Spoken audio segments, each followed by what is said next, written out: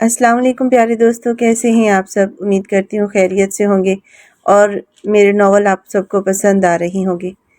آج کا ناول بھی بہت پیارا ہے، جس کا ٹائٹل ہے تم میری دعا ہو۔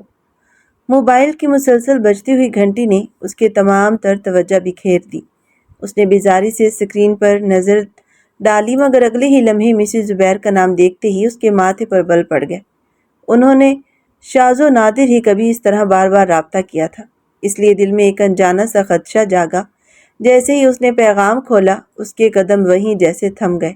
چند لفظوں نے اس کے ذہن میں ہلچل مچا دی تھی۔ تانیہ کے خلاف ایک جان لیوا ٹریفک حادثے کا مقدمہ درج ہو چکا تھا۔ پولیس اسے گرفتار کر کے لے گئی تھی، اگرچہ بعد میں اس کی ضمانت ہو گئی، مگر تب تک معاملہ ہاتھ سے نکل چکا تھا۔ سوشل میڈیا پر یہ خبر آگ کی طرح پھیل گئی تھی اور ہر جگہ اسی حادثے کا چرچا تھا۔ افسوسناک بات یہ تھی کہ جس شخص کو گاڑی نے ٹکر ماری تھی، وہ موقع پر ہی دم توڑ گیا تھا۔ یہ خبر پڑھنے کے بعد اس کے لیے مزید ایک لمحہ بھی رکنا ممکن نہ رہا۔ تمام کام ادھورے چھوڑ کر وہ فوراً گھر کے لیے روانہ ہو گیا۔ گھر پہنچتے ہی اس نے دیکھا کہ مسز زبیر صوفے پر خاموش بیٹھی تھی۔ ان کے چہرے پر پریشانی، بے بسی اور تھکن صاف جھلک رہی تھی، جیسے چند ہی گھنٹوں میں وہ کئی برس بوڑھی ہو گئی ہوں۔ وہ خاموشی سے ان کے قدموں کے پاس بیٹھ گیا۔ اسی لمحے اس کی نظر ڈائننگ ٹیبل پر پڑی، جہاں کھانا جوں کا توں رکھا تھا۔ ایک بھی برتن کو ہاتھ نہیں لگایا گیا تھا۔ اس نے فکر مندی سے ان کی طرف دیکھا اور دھیرے سے بولا، امی، آپ نے ابھی تک کچھ نہیں کھایا؟ جواب دینے کی بجائے مسز زبیر نے کپ کپاتے ہاتھوں سے اپنا موبائل اٹھایا اور ایک ویڈیو کھولی اور خاموشی سے اس کے سامنے کر دی۔ ویڈیو میں ایک ماسک پہنے لڑکی تھی اور وہ ہاتھ سے کوئی اس انداز سے پیش کر رہی تھی جیسے تانیہ نے جان بوجھ کر یہ حادثہ کیا ہو۔ ویڈیو ختم ہوتے ہی مسز زبیر کی آنکھوں میں نمی اتر آئی۔ مجھے نہیں معلوم حقیقت کیا ہے، مگر دنیا کو تو یہی دکھایا جا رہا ہے۔ دیکھو، ہر جگہ یہی ویڈیو چل رہی ہے، لوگ انگلیاں اٹھا رہے ہیں۔ اب بتاؤ ہم کس منہ سے لوگوں کا سامنا کریں گے؟ پوری دنیا کے سامنے ہماری عزت اچھال دی گئی ہے۔ میں تو کسی کو منہ دکھانے کے قابل ہی نہیں رہی۔ اس نے ایک لمحے کے لیے نظریں جھکا لیں، پھر اس کی آنکھوں میں ایک خطرناک چمک ابھری۔ وہ دھیمے مگر پراعتماد لہجے میں بولی، اس لڑکی نے ہماری عزت کو مٹی میں ملانے کی کوشش کی ہے، تو اب میں انہیں ایسا سبق سکھاؤں گی کہ یہ اور اس کا پورا خاندان زندگی بھر کسی کے سامنے سر اٹھانے کے قابل نہیں رہیں گے۔ میں اس ذلت کا حساب لوں گی۔ مسز زبیر اچانک غصے سے بولی۔ وہ فوراً ان کے قریب ہو کر مسکرایا، ان کے ہاتھ اپنے ہاتھوں میں لیے اور نرمی سے بولا، جیسا آپ چاہیں گی ویسا ہی ہوگا۔ پہلے آپ میرے ساتھ چل کر کھانا کھائیں، پھر آپ کا ہر حکم میری آنکھوں پر ہوگا، اور آپ سے وعدہ کرتا ہوں کل تک وہ لڑکی اسی گھر میں ہوگی، چاہے مجھے پوری دنیا سے لڑنا پڑے۔ میں اسے یہاں لے کر ضرور آؤں گا، پھر آپ کا جو دل چاہے آپ کریے گا، لیکن ابھی آپ بالکل پریشان مت ہو۔ کچھ ہی دیر بعد وہ ایک شاندار بنگلے کے سامنے کھڑا تھا، جہاں ہر طرف شادی کی خوشیاں بکھری ہوئی تھیں۔ روشنیوں سے جگمگاتا گھر، مہمانوں کی چہل پہل اور موسیقی کی مدھم آواز ماحول کو مکمل شادی کا رنگ دے رہی تھی۔ اس کے ساتھ کھڑے شخص نے جلدی سے بتایا، شادی تو یہی ہے، مگر ابھی ابھی سب لوگ نکاح کے لیے ہوٹل روانہ ہوئے ہیں۔ اس نے ایک لمحہ بھی ضائع نہ کیا، فوراً گاڑی موڑی اور پوری رفتار سے ہوٹل کی طرف نکل گیا۔ جب وہ وہاں پہنچا تو مولوی صاحب نکاح کی کارروائی شروع کرنے ہی والے تھے۔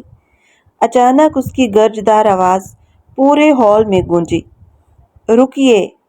آواز اتنی بلند تھی کہ ہر شخص چونک کر اپنی جگہ رک گیا۔ دلہن، جس نے نقاب اوڑھ رکھا تھا، حیرت سے اس کی طرف دیکھنے لگی۔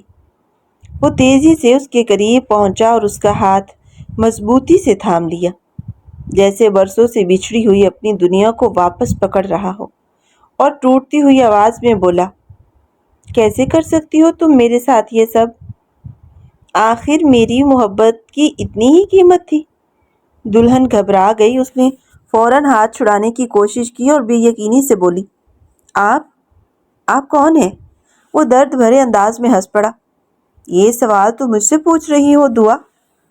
میں بہروز ہوں، وہ شخص جس نے تمہیں اپنی ہر دعا، ہر خواب اور ہر سانس میں بسایا، تمہاری محبت میں پاگل، تمہارا دیوانہ۔ اتنے دنوں سے تم مجھے ڈیٹ کر رہی تھی، میری آنکھوں میں مستقبل کے خواب سجا رہی تھی، اور آج کسی اور کی دلہن بننے جا رہی ہو۔ اتنا بڑا فیصلہ کر لیا اور مجھے ایک بار بھی بتانا ضروری نہیں سمجھا؟ اس کی آواز میں ٹوٹے ہوئے دل کی کسک صاف محسوس ہو رہی تھی۔ I am sorry. میں جانتا ہوں اس دن مجھ سے غلطی ہوئی تھی، مجھے تمہاری بہنوں کی نکالی گئی ریلی میں ضرور شامل ہونا چاہیے تھا، مگر میں کام میں بری طرح پھنس گیا تھا۔ لیکن کیا صرف اسی ایک غلطی کی سزا یہ ہے کہ تم مجھے ہمیشہ کے لیے چھوڑ دو؟ کیا ہماری محبت اتنی کمزور تھی؟ ایک بار میری آنکھوں میں دیکھ کر کہہ دو کہ تم مجھ سے محبت نہیں کرتی، میں خاموشی سے یہاں سے چلا جاؤں گا۔ اس نے دوبارہ اس کا ہاتھ مضبوطی سے تھام لیا۔ اتنے میں دلہن کا منگیتر غصے سے آگے بڑھا اور اسے زور سے دھکا دیتے ہوئے چیخا، اوئے کیا بکواس کر رہے ہو؟ چھوڑو اس کا ہاتھ۔ دعا فوراً پیچھے ہٹ گئی اور اپنے والد کے قریب جا کر گھبرائی ہوئی آواز میں بولی، بابا میں نہیں جانتی یہ کون ہے۔ بہروز نے تلخی سے مسکراتے ہوئے کہا، اگر تم مجھے نہیں جانتی تو پھر یہ کیسے ممکن ہے کہ میں تمہارا نام جانتا ہوں، تمہاری ہر پسند جانتا ہوں، تمہاری ہر بات جانتا ہوں۔ ویسے تو بڑی نیک بنتی تھی، اور اب یہ سب؟ اس کا مطلب تو یہی ہے کہ تم مجھ سے بات کرنا ہی نہیں چاہتی تھی۔ اس کی بات ختم ہوئی تو دلہن کا منگیتر مزید بھڑک اٹھا۔ دونوں خاندانوں میں کھلبلی مچ گئی، ہر طرف سرگوشیاں ہونے لگیں، جبکہ دعا کے والد صدمے سے ساکت کھڑے تھے۔ بہروز نے ایک گہرا سانس لیا، پھر دعا کے والد کی طرف دیکھ کر نہایت سنجیدگی سے بولا، انکل، میں جانتا ہوں کہ میری وجہ سے یہاں یہ تماشا بن گیا ہے، اس کے لیے میں دل سے معذرت چاہتا ہوں، لیکن میں اپنی محبت کو کسی اور کا ہوتے ہوئے اپنی آنکھوں سے نہیں دیکھ سکتا۔ میں دعا سے بے انتہا محبت کرتا ہوں، اور اگر اس کے دل میں میری محبت کی ایک جھلک بھی باقی ہے تو میں اسے کسی قیمت پر خود سے دور نہیں ہونے دوں گا۔ یہ کہہ کر اس نے ایک بار پھر دعا کا ہاتھ تھام لیا، اس کی آنکھوں میں نظریں ڈال کر مضبوط لہجے میں بولا، چلو اب اسی وقت ہمارا نکاح ہوگا۔ مولوی صاحب، براہ کرم ہمارا نکاح پڑھا دیں، کیونکہ میں اپنی محبت کو کسی اور کے نام ہوتے ہوئے ہرگز نہیں دیکھ سکتا۔ میں آخر کیوں کروں تم سے نکاح؟ میں سب کے سامنے بار بار کہہ رہی ہوں کہ میں اس شخص کو نہیں جانتی۔ دعا نے جھٹکے سے اپنا ہاتھ اس کی گرفت سے چھڑاتے ہوئے کہا۔ اس کے چہرے پر خوف، بے یقینی اور بے بسی ایک ساتھ نمایاں تھے۔ بہروز اس کے قریب جھکا اور دھیمی مگر سخت آواز میں بولا، اگر تم چاہتی ہو کہ تمہارے والد کی مزید بے عزتی نہ ہو تو بہتر یہی ہوگا کہ معاملہ یہیں ختم کر دو، ورنہ جو تماشا ابھی چند لوگ دیکھ رہے ہیں وہ پوری دنیا دیکھے گی۔ اس کے الفاظ سن کر دعا کا رنگ یکدم زرد پڑ گیا۔ اس کی نظریں بے اختیار اپنے والد پر جا ٹھہری، جو خاموشی سے جھکے ہوئے کندھوں کے ساتھ کھڑے تھے، جیسے اچانک برسوں کا بوجھ ان پر آ پڑا ہو۔ کیا سوچ رہی ہو دعا؟ بہروز نے ایک بار پھر دھیمے لہجے میں کہا۔ اگر مزید تماشا نہیں چاہتی تو جیسا کہہ رہا ہوں ویسا کر دو، ورنہ مجھے ڈر ہے یہ صدمہ تمہارے والد کے لیے ناقابل برداشت نہ ثابت ہو۔ دعا کے لب کانپنے لگے، آنکھوں سے آنسو بہنے لگے اور وہ لرزتے قدموں کے ساتھ خاموشی سے بیٹھ گئی۔ بہروز نے مولوی صاحب کی طرف دیکھا اور بولا، اگر اجازت ہے تو نکاح کی کارروائی شروع کیجیے۔ چند لمحوں کی خاموشی چھا گئی، کسی کے پاس جیسے الفاظ باقی نہ رہے تھے۔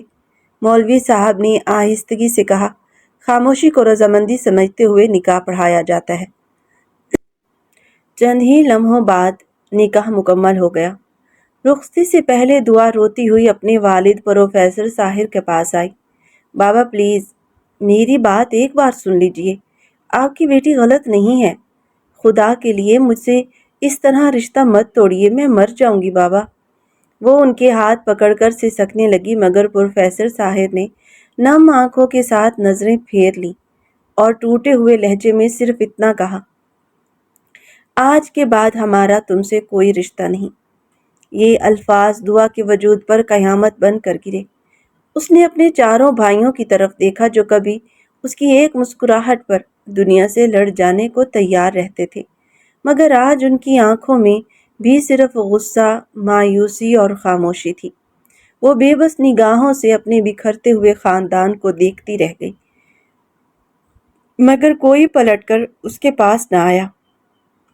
پروفیسر ساحر مڑ کر وہاں سے چلے گئے اور دعا پھٹی پھٹی نگاہوں سے اپنوں کو خود سے دور جاتا دیکھتی رہ گئی۔ چلیے بیگم صاحبہ۔ بہروز اس کے قریب آیا اور اس کی کلائی پکڑ کر اس کے ساتھ لے گیا۔ دعا کسی بے جان وجود کی طرح اس کے ساتھ چلتی رہی۔ گاڑی میں بھی وہ خاموش بیٹھی رہی، جیسے اس کے اندر بولنے کی ہمت ہی ختم ہو چکی ہو۔ جب گاڑی رحمان ولا کے سامنے رکی تو اس نے دروازے پر کھڑی مسز زبیر کو دیکھا۔ ایک لمحے میں اسے احساس ہو گیا کہ شاید اس کی آزمائش ابھی ختم نہیں ہوئی، بلکہ اصل امتحان اب شروع ہونے والا ہے۔ بہروز اسے تقریباً کھینچتے ہوئے اندر لے آیا اور ڈرائنگ روم میں لا کر مسز زبیر کے قدموں کے سامنے کھڑا کر دیا۔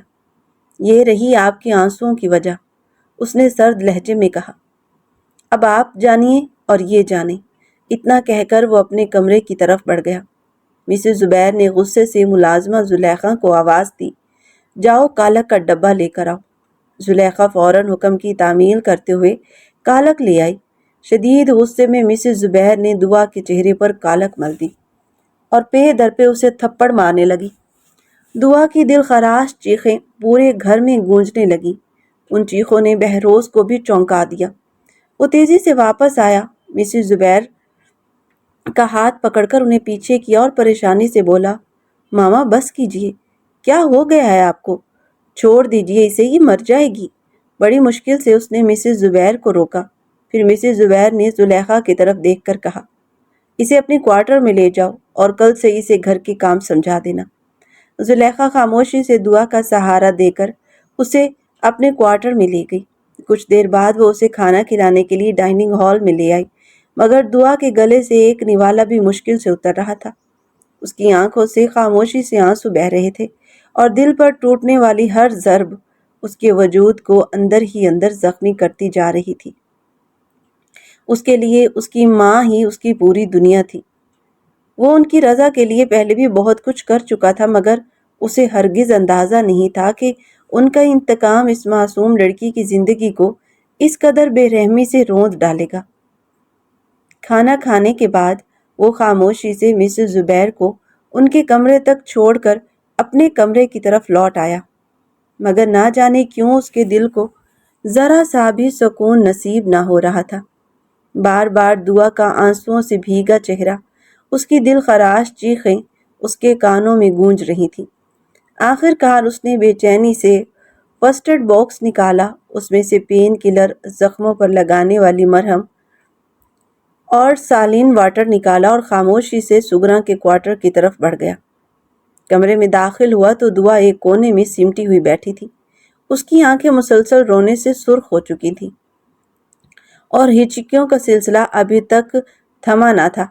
اس نے ایک لمحے کے لیے اس کی طرف دیکھا، پھر بغیر کچھ کہے دوائیاں سگراں کی طرف بڑھاتے ہوئے دھیمے لہجے میں بولا، یہ اسے دے دینا اور مرہم بھی لگا دینا۔ جی بابا، سگراں نے ادب سے جواب دیتے ہوئے دونوں چیزیں اپنے ہاتھوں میں لے لی۔ وہ خاموشی سے پلٹ گیا، مگر جاتے ہوئے اس کی نظریں ایک لمحے کے لیے پھر دعا کے زخمی چہرے پر ٹھہر گئیں۔ سگرا اس کے قریب آ کر بیٹھ گئی۔ اس کے سر پر شفقت سے ہاتھ پھیرا اور آہ بھرتے ہوئے بولی، بی بی جی کچھ کھا لیں، کل کا دن شاید اس سے بھی زیادہ مشکل ہو۔ یہ عورت نہیں، شیطان ہے، اس کا دل تیرے دکھ سے کبھی نہیں بھرے گا، روز کوئی نہ کوئی اذیت دے گی، کیونکہ تو نے اس کی انا کو چوٹ پہنچائی ہے۔ اب اللہ ہی تیرا وارث ہے بیٹی۔ دعا نے خاموشی سے سر جھکا لیا۔ اس کے لب خاموش تھے، مگر آنکھیں مسلسل برس رہی تھیں۔ کچھ دیر کے بعد وہ اٹھی، ہاتھ منہ دھویا، مگر جیسے ہی اس کی نظر آئینے پر پڑی، اس کے قدم وہیں رک گئے۔ اس کے سرخ و سفید چہرے پر انگلیوں کے گہرے نشان اب بھی نمایاں تھے، جیسے ہر نشان اس پر ہونے والے ظلم کی گواہی دے رہا ہو۔ وہ دوبارہ خاموشی سے بستر پر آ کر لیٹ گئی۔ پورا جسم درد سے ٹوٹ رہا تھا، مگر اس کے دل کا درد جسمانی تکلیف سے کہیں زیادہ شدید تھا۔ رات ڈھلتی رہی اور جب تہجد کا وقت ہوا تو وہ آہستگی سے اٹھی، وضو کیا اور نماز میں کھڑی ہو گئی۔ نماز مکمل کرنے کے بعد وہ سجدے میں گر گئی اور پھوٹ پھوٹ کر رونے لگی۔ اے میرے رب، میں نے ہمیشہ تیرے احکامات پر عمل کرنے کی کوشش کی ہے، پھر مجھ پر یہ آزمائش کیوں آئی؟ میں تو خود کو تیری ایک کمزور سی بندی سمجھتی ہوں۔ اگر یہ بھی تیرا امتحان ہے تو مجھے اتنا صبر اور حوصلہ عطا فرما کہ میں کبھی تیری نافرمان نہ بنوں۔ میرے مولا، میں نے ہمیشہ حق کا ساتھ دینے کی کوشش کی، مگر یہ ظلم کرنے والے اتنے بے خوف کیوں ہیں؟ انہیں اپنے ظلم کی سزا کب ملے گی؟ یا اللہ، میرے دل میں مایوسی نہ آنے دینا، مجھے اپنی رحمت اور اپنی انصاف پر کامل یقین عطا فرما۔ اس کی سسکیاں کمرے میں گونج رہی تھیں۔ دروازے کے قریب کھڑی سگرا کی آنکھیں بھی نم ہو گئی تھیں۔ اس معصوم لڑکی کی حالت دیکھ کر اس کا دل تڑپ اٹھا اور وہ خاموشی سے اس کے لیے دعائیں کرنے لگی۔ فجر کی اذان ہوئی تو دعا نے فجر کی نماز بھی ادا کی۔ نماز سے فارغ ہو کر وہ کچھ دیر خاموش بیٹھی رہی، پھر دھیرے سے بولی، سگرا باجی، کیا آپ کے پاس قرآن پاک ہے؟ سگرا نے فوراً ادب سے قرآن پاک لا کر اس کے ہاتھوں میں رکھ دیا۔ دعا نے لرزتے ہاتھوں میں سے قرآن پاک کھولا تو سب سے پہلے اس کی نظر ایسی آیات کے مفہوم پر پڑی جن میں اللہ تعالیٰ نے ظالموں کے انجام اور انہیں دی گئی مہلت کا ذکر فرمایا تھا۔ وہ دیر تک انہی الفاظ میں کھوئی رہی، پھر اس نے احترام سے قرآن پاک بند کیا، اپنی آنکھوں اور ماتھے سے لگایا، چند لمحے خاموش رہی اور دوبارہ کھولا۔ اس بار اس کی نظر ان آیات کے مفہوم پر پڑی جن میں ایمان والوں کو ہر حال میں انصاف قائم رکھنے اور اللہ کے لیے سچی گواہی دینے کی تلقین کی گئی تھی، خواہ وہ گواہی اپنے والدین یا قریبی رشتہ داروں کے خلاف ہی کیوں نہ ہو۔ ان الفاظ نے اس کے ٹوٹے ہوئے دل میں امید کی ایک نئی کرن جگا دی۔ اس کے لبوں پر مدھم سی مسکراہٹ بکھر گئی۔ اس نے عقیدت سے قرآن پاک کو چوما، اپنے سینے سے لگا لیا اور آہستہ سے بولی، سگرا باجی، ایک بات بتائیے۔ جی بیٹی، پوچھو، سگرا نے محبت سے جواب دیا۔ دعا نے نم آنکھوں کے ساتھ کہا، کیا کبھی آپ کے ساتھ بھی ایسا ہوا ہے کہ قرآن پاک کھولتے ہی یوں محسوس ہو جیسے اللہ تعالیٰ آپ کے دل میں چھپے ہر سوال کا جواب انہی صفحات میں رکھ دیا ہو؟ آج میرے ساتھ یہی ہوا ہے، اور یہ احساس میرے لیے بہت عجیب بھی ہے اور بہت خوبصورت بھی۔ مجھے؟ سگرا نے حیرت سے اس کی طرف دیکھتے ہوئے پوچھا۔ دعا نے ہلکی سی مسکراہٹ کے ساتھ اسبات میں سر ہلا دیا اور بولی، میرے بابا ہمیشہ کہا کرتے تھے کہ قرآن پاک میں ہر مسئلے کا حل موجود ہے، اس لیے کئی سالوں سے میری ایک عادت بن گئی ہے۔ جب بھی میں کسی بڑی پریشانی، آزمائش یا الجھن میں ہوتی ہوں تو پہلے بسم اللہ پڑھتی ہوں، پھر قرآن پاک کھولتی ہوں۔ سامنے جو آیت آتی ہے میں اس کا ترجمہ اور مفہوم پڑھتی ہوں، اور نہ جانے کیوں مجھے ہمیشہ ایسا محسوس ہوتا ہے جیسے اللہ تعالیٰ میرے دل کے سوالوں کا خود جواب دے رہے ہوں، جیسے وہ مجھ سے باتیں کر رہے ہوں، مجھے تسلی دے رہے ہوں اور میرا ہاتھ تھام رہے ہوں۔ اس کی آنکھوں میں نمی تو اب بھی تھی، مگر لہجے میں پہلی جیسی بے بسی نہیں رہی تھی۔ میں کل رات تک بہت ٹوٹ چکی تھی۔ مجھے لگ رہا تھا شاید اب میرے اندر ہمت باقی نہیں رہی، لیکن اب میں بالکل ٹھیک ہوں، پہلے سے کہیں زیادہ مضبوط ہوں اور اپنے ارادے میں پہلے سے بھی زیادہ پختہ ہو چکی ہوں۔ میں اپنے مقصد سے ایک انچ بھی پیچھے نہیں ہٹوں گی۔ یہ لوگ مجھے کمزور سمجھنے کی غلطی کر چکے ہیں، مگر اب نہیں، انہیں انہی کی زبان میں جواب دوں گی۔ میں ظلم نہیں کروں گی، لیکن ظلم کے آگے جھکوں گی بھی نہیں۔ میرے بابا نے مجھے ہمیشہ حق پر ڈٹے رہنا سکھایا ہے، اور میں ان کی تربیت کو کبھی شرمندہ نہیں ہونے دوں گی۔ وہ مسلسل بولتی جا رہی تھی جبکہ سگرا اسے حیرت اور پریشانی سے دیکھ رہی تھی۔ ابھی چند گھنٹے پہلے یہی لڑکی ٹوٹ کر بکھری ہوئی تھی، مگر آج اس کی آنکھوں میں ایک عجیب سا عزم، حوصلہ اور یقین جھلک رہا تھا۔ سگرا نے بے اختیار اس کے سر پر ہاتھ رکھا اور دعا دیتے ہوئے بولی، اللہ پاک تجھے ہمیشہ اپنے حفظ و امان میں رکھے بیٹی، وہی تیرا مددگار ہے اور وہی تیرے حق کا فیصلہ سب سے بہترین کرے گا۔ دعا نے خاموشی سے آمین کہا، پھر سگرا کا دیا ہوا سادہ سا سوٹ پہن لیا۔ تیار ہونے کے بعد جب وہ کمرے سے باہر نکلی تو صبح کی ٹھنڈی ہوا اس کے چہرے سے ٹکراتی ہوئی اس کے وجود میں اترنے لگی۔ وہ چند لمحے صحن میں کھڑی رہی، مگر اچانک اس کا ذہن 10 دن پہلے پیش آنے والے اس حادثے کی طرف چلا گیا جس نے اس کی پوری زندگی کا رخ بدل دیا تھا۔ آج سے تقریباً 10 دن پہلے وہ اپنی NGO سے کام کر کے گھر واپس جا رہی تھی۔ راستے میں اس کی نظر ایک سبزی فروش پر پڑی جو سر جھکائے انتہائی پریشانی کے عالم میں ریہڑی کے پاس بیٹھا تھا۔ اس کی ریہڑی پر کافی سبزیاں بچ گئی تھیں اور شاید سارا دن گزر جانے کے باوجود اس کی مناسب فروخت نہیں ہو سکی تھی۔ دعا کا دل نرم فوراً پگھل گیا۔ وہ قدم روک کر اس کے قریب گئی اور نرمی سے بولی، بھائی صاحب ایسا کریں، مجھے کچھ سبزیاں دے دیجیے۔ سبزی فروش نے چونک کر سر اٹھایا، پھر اس کے چہرے پر امید کی ایک ہلکی سی جھلک نمودار ہوئی۔ اس نے جلدی جلدی تازہ سبزیاں تول کر اسے پکڑا دی۔ دعا نے پیسے دیے اور آگے بڑھنے لگی تو وہ پیچھے سے آواز دینے لگا، ارے باجی آپ کی باقی پیسے۔ دعا نے پلٹ کر مسکراتے ہوئے کہا، رکھ لیجئے بھیا، بچوں کے لیے کچھ اچھا سا لے جائیے گا۔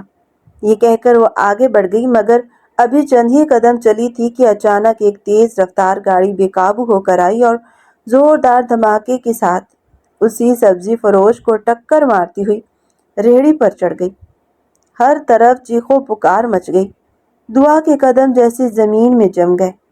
پھر وہ دوڑتی ہوئی اس زخمی شخص کے پاس پہنچی۔ وہ شدید تکلیف سے تڑپ رہا تھا۔ دعا نے کانپتے ہاتھوں سے اس کا سر اپنی گود میں رکھا، مگر اگلے ہی لمحے اس کے پورے جسم میں ایک شدید جھٹکا آیا اور اس کی آنکھیں بے نور ہو گئیں اور اس کی سانس ہمیشہ کے لیے تھم گئی۔ یہ منظر دیکھ کر دعا کی آنکھوں سے بے اختیار آنسو بہنے لگے۔ اس نے غصے سے پلٹ کر اس گاڑی کی طرف دیکھا جس کا دروازہ کھل چکا تھا۔ اس میں سے ایک لڑکی لڑکھڑاتے ہوئے باہر نکلی۔ اس کے انداز، چال اور حالت سے صاف معلوم ہو رہا تھا کہ وہ شدید نشے میں تھی۔ دعا کے اندر کا غصہ بے قابو ہو گیا۔ وہ تیزی سے اس کے قریب پہنچی اور ایک زوردار تھپڑ اس کے گال پر مارتے ہوئے چیخی، شرم نہیں آتی تمہیں؟ تم نے ایک بے گناہ انسان کی جان لے لی۔ اتنے میں ارد گرد لوگ بھی جمع ہونا شروع ہو گئے۔ وہ لڑکی بے پرواہی سے ہنسی اور نشے میں لڑکھڑاتی ہوئی بولی، تو کیا ہوا؟ یہ لوگ سڑکوں پر آتے ہی کیوں ہیں؟ فکر مت کرو، اس کی فیملی کو پیسے دے دیں گے۔ یہ کہہ کر وہ ٹیکسی روکنے کے لیے آگے بڑھی، مگر دعا نے فوراً اس کا بازو مضبوطی سے پکڑ لیا اور غصے سے بولی، تم کہیں نہیں جاؤ گی، آج میں تمہیں پولیس کے حوالے کر کے رہوں گی۔ یہ کہتے ہوئے اس نے فوراً اپنا موبائل نکالا اور پولیس کو کال کرنے لگی۔ وہ لڑکی کے ہاتھ پر ہاتھ مار کر پاگلوں کی طرح ہنسنے لگی، پھر تکبر سے دعا کو دیکھتے ہوئے بولی، تمہیں کیا لگتا ہے تم تانیہ کو گرفتار کروا لو گی؟ اگر پولیس مجھے گرفتار بھی کر لے تو چند گھنٹوں میں باہر آ جاؤں گی۔ تم جیسی لڑکیاں میرا کچھ بھی نہیں بگاڑ سکتی۔ تمہیں کیا لگتا ہے کہ تم تانیہ کو گرفتار کروا لو گی؟ اگر پولیس مجھے گرفتار بھی کر لے تو چند گھنٹوں میں باہر آ جاؤں گی۔ فکر مت کرو، میری موم ایسے لوگوں کو پیسہ دے کر خرید لیتی ہیں۔ قانون بھی ہمارا کچھ نہیں بگاڑ سکتا۔ وہ غرور اور تکبر سے مسکراتے ہوئے بولی۔ دعا نے نفرت بھری نگاہ اس پر ڈالی، پھر پوری ثابت قدمی سے اس کی آنکھوں میں آنکھیں ڈال کر بولی، تم شاید مجھے نہیں جانتی، لیکن اب جان جاؤ گی۔ میں اپنی طرف سے پوری کوشش کروں گی کہ تمہاری ماں کسی بھی طریقے سے تمہیں قانون کی گرفت سے نہ نکلوا سکے، اور یاد رکھنا تمہارا غرور بھی زیادہ دن تمہارے ساتھ نہیں رہے گا۔ میں تمہیں گرفتار کروا کر ہی رہوں گی، کیونکہ تم نے صرف ایک حادثہ نہیں کیا، تم نے ایک بے گناہ انسان کی جان لی ہے، اور میں اسے انصاف دلوا کر رہوں گی۔ اس کے لہجے میں ایسا یقین تھا کہ چند لمحوں کے لیے تانیہ کے چہرے کا رنگ بھی بدل گیا، مگر اگلے ہی لمحے اس نے مصنوعی مسکراہٹ اوڑھ لی۔ دعا فوراً ایک طرف ہوئی اور NGO کی ٹیم کو فون کیا، انہیں پورا واقعہ بتایا اور پولیس کو بھی اطلاع دے دی۔ چند ہی دیر میں پولیس اور NGO کی ٹیم موقع پر پہنچ گئی۔ ضروری کارروائی کے بعد مرحوم کی میت کو اس کے گھر منتقل کیا گیا۔ دعا بھی اپنی NGO کی ٹیم کے ساتھ وہاں پہنچی۔ دروازے پر تقریباً 8 سال کے ایک معصوم بچے نے آ کر دروازہ کھولا۔ دعا نے نرمی سے پوچھا، بیٹا آپ کی امی کہاں ہیں؟ اتنے میں اندر سے ایک خستہ حال عورت باہر آئی۔ اس کے چہرے پر غربت، بے بسی اور مسلسل جدوجہد کے آثار صاف نمایاں تھے۔ وہ ابھی کچھ سمجھ ہی نہ پائی تھی کہ اسی لمحے چند لوگ اس کے شوہر کی میت لے کر اندر داخل ہوئے۔ اپنے شوہر کا بے جان جسم دیکھتے ہی اس کے منہ سے ایک دردناک چیخ نکلی اور وہ روتے ہوئے اس کے وجود سے لپٹ گئی۔ اس کی بڑی بیٹی بھی سسکتی ہوئی اپنے باپ کے سینے پر گر پڑی، جبکہ 2 چھوٹے بہن بھائی خوف زدہ اور سہمے ہوئے ایک کونے میں کھڑے یہ منظر دیکھ رہے تھے۔ ابو اٹھ جائیں نا، میں آپ سے کچھ نہیں مانگوں گی، مجھے کچھ نہیں چاہیے، بس ایک بار آنکھیں کھول دیجیے۔ بچی کی معصوم سسکیوں نے وہاں موجود ہر شخص کی آنکھیں نم کر دیں۔ دعا بھی اپنی ہچکیاں ضبط نہ کر سکی۔ اس نے آگے بڑھ کر ان معصوم بچوں کو اپنی آغوش میں لے لیا اور خود بھی بے اختیار رونے لگی۔ کفن دفن کی تمام رسومات مکمل ہو گئیں، مگر دعا کا دل ان یتیم بچوں اور ان کی بے بس ماں کو چھوڑ کر جانے پر آمادہ نہیں ہو رہا تھا۔ اگلے دن بھی وہ اپنی NGO کے ارکان کے ساتھ ان کے گھر پہنچی تاکہ ان کی ہر ممکن مدد کر سکے۔ اسی دوران ایک قیمتی لباس میں ملبوس خاتون اندر داخل ہوئیں۔ وہ مسز زبیر تھیں۔ انہوں نے خاموشی سے 10 لاکھ روپے سے بھرا بیگ رفیق احمد کی بیوہ کے سامنے رکھتے ہوئے کہا، یہ پیسے رکھ لیجئے اور میری بیٹی کو معاف کر دیجئے، اس سے غلطی ہو گئی تھی۔ دعا نے فوراً ان کی طرف دیکھا۔ اس کی آنکھوں میں غصہ صاف جھلک رہا تھا۔ وہ ایک قدم آگے بڑھی اور مضبوط لہجے میں بولی، ایک کام کیجئے، پہلے اپنی بیٹی کو جان سے مار دیجئے، پھر اس کے بدلے میں آپ کو بھی پیسے دیے جائیں گے، بلکہ یہاں موجود ہر شخص چندہ جمع کر کے آپ کو اس سے بھی زیادہ رقم دے دے گا۔ کیا آپ کو یہ سودا منظور ہوگا؟ اس کی بات سن کر مسز زبیر کا چہرہ غصے سے سرخ ہو گیا۔ تم بیچ میں بولنے والی کون ہوتی ہو؟ وہ تل ملا کر بولی۔ دعا نے اپنے ساتھی وقار کی طرف دیکھا اور کہا، وقار، اس پورے منظر کی ویڈیو بناؤ اور اگر ضرورت پڑے تو اسے سوشل میڈیا پر بھی جاری کرنا، تاکہ لوگ دیکھ سکیں کہ کچھ لوگ ایک انسان کی جان کی قیمت صرف چند لاکھ روپے لگاتے ہیں۔ پھر اس نے دوبارہ مسز زبیر کی طرف رخ کیا اور نہایت پرسکون مگر سخت لہجے میں بولی، آپ کی بیٹی نے اپنی گاڑی کے نیچے ایک معصوم انسان کو کچل کر مار ڈالا اور آپ آج یہاں آ کر اس کی بیوہ اور یتیم بچوں کو چند لاکھ روپے دے کر معاملہ ختم کرنا چاہتی ہیں۔ کبھی ان بچوں سے پوچھا ہے کہ ان کے باپ کی قیمت کیا ہے؟ کیا کروڑوں روپے بھی انہیں اپنے باپ کی شفقت واپس لا سکتے ہیں؟ کیا یہ معصوم بچے آپ کے پیسوں سے اپنے باپ کی آواز، اس کی محبت اور اس کا سہارا واپس لا پائیں گے؟ نہیں، ہرگز نہیں۔ ظلم کو دولت کے زور پر نہیں چھپایا جا سکتا۔ جب والدین اپنی اولاد کی غلطیوں پر پردہ ڈالنے کی بجائے انہیں بچاتے رہتے ہیں تو پھر ایک ایسا وقت آتا ہے جب انہیں قانون کی زبان میں جواب دینا پڑتا ہے، اور آج یہی وقت آ چکا ہے۔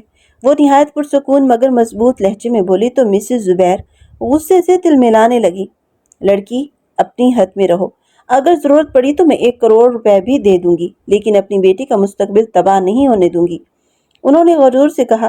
دعا نے ان کی آنکھوں میں آنکھیں ڈال کر بے خوف لہجے میں جواب دیا، مستقبل صرف پیسوں سے نہیں سنورتے بلکہ اچھی تربیت سے سنورتے ہیں۔ جن کے والدین اپنی اولاد کو صحیح اور غلط کا فرق سکھایا ہو، انہیں کے بچوں کا مستقبل روشن ہوتا ہے۔ اور اگر آپ اپنی بیٹی کو قابو میں نہیں رکھ سکتی تھیں تو اسے گھر میں بٹھاتی، سڑکوں پر لوگوں کی جان لینے کے لیے نہ چھوڑتی۔ اب یہاں آ کر پیسوں کو روک کیوں دکھا رہی ہیں؟ اپنا یہ بیگ اٹھائیے اور یہاں سے چلی جائیے۔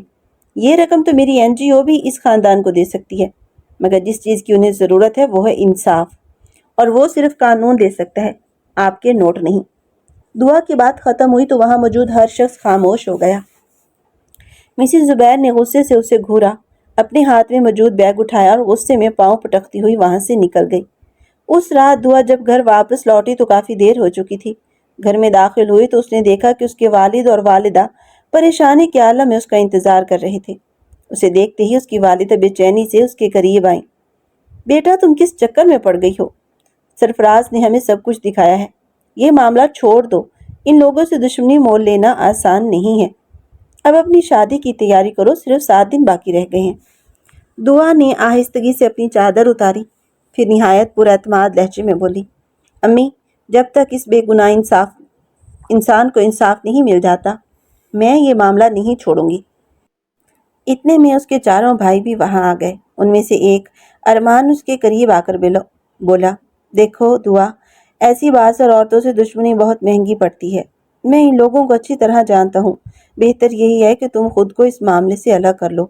دعا نے اس بات میں سر ہلانے کی بجائے انکار میں گردن ہلائی اور مضبوط لہجے میں بولی، نہیں بھیا، میں ایسا ہرگز نہیں کر سکتی۔ آپ سب مجھے اچھی طرح جانتے ہیں، میں نے ہمیشہ حق کا ساتھ دیا ہے۔ پھر آج جب ظلم میری آنکھوں کے سامنے ہوا ہے تو میں خاموش کیسے رہ جاؤں؟ اگر میں بھی خاموش رہوں گی تو پھر مجھ میں اور ظلم کا ساتھ دینے والوں میں کیا فرق رہ جائے گا؟ ایک بھائی نے فکر مندی سے کہا، تمہیں کیا لگتا ہے وہ اپنی بیٹی کو جیل میں رہنے دے گی؟ وہ چند لوگوں کو پیسے دے گی، اثر و رسوخ استعمال کرے گی اور اپنی بیٹی کو رہا کروا لے گی۔ آج وہ صرف یہ دیکھنے آئی تھی کہ یہ خاندان پیسوں سے خریدے جا سکتے ہیں یا نہیں۔ یہاں 10 لاکھ کی پیشکش کی ہے، کل شاید 50 لاکھ یا 1 کروڑ دے دے۔ دعا نے فوراً جواب دیا، وہ صرف ضمانت کروا سکتی ہے، جرم ختم نہیں کر سکتی۔ میں پوری کوشش کروں گی کہ اس کی ضمانت زیادہ دیر برقرار نہ رہے، اور میں اپنے فیصلے سے 1 انچ بھی پیچھے نہیں ہٹوں گی۔ اس کی آواز میں ایسا عزم تھا کہ چند لمحوں کے لیے سب خاموش ہو گئے۔ اس کے والد نے بے بسی سے اپنی بیٹی کو دیکھا۔ وہ جانتے تھے کہ جب دعا کسی بات کا فیصلہ کر لیتی ہے تو پھر اسے بدلنا آسان نہیں ہوتا۔ آنے والے 3 دنوں میں دعا اور اس کی NGO کی پوری ٹیم نے کیس کے لیے دن رات ایک کر دیے، مگر مسز زبیر اپنے اثر و رسوخ کے باعث تانے کی ضمانت کروانے میں کامیاب ہو گئیں۔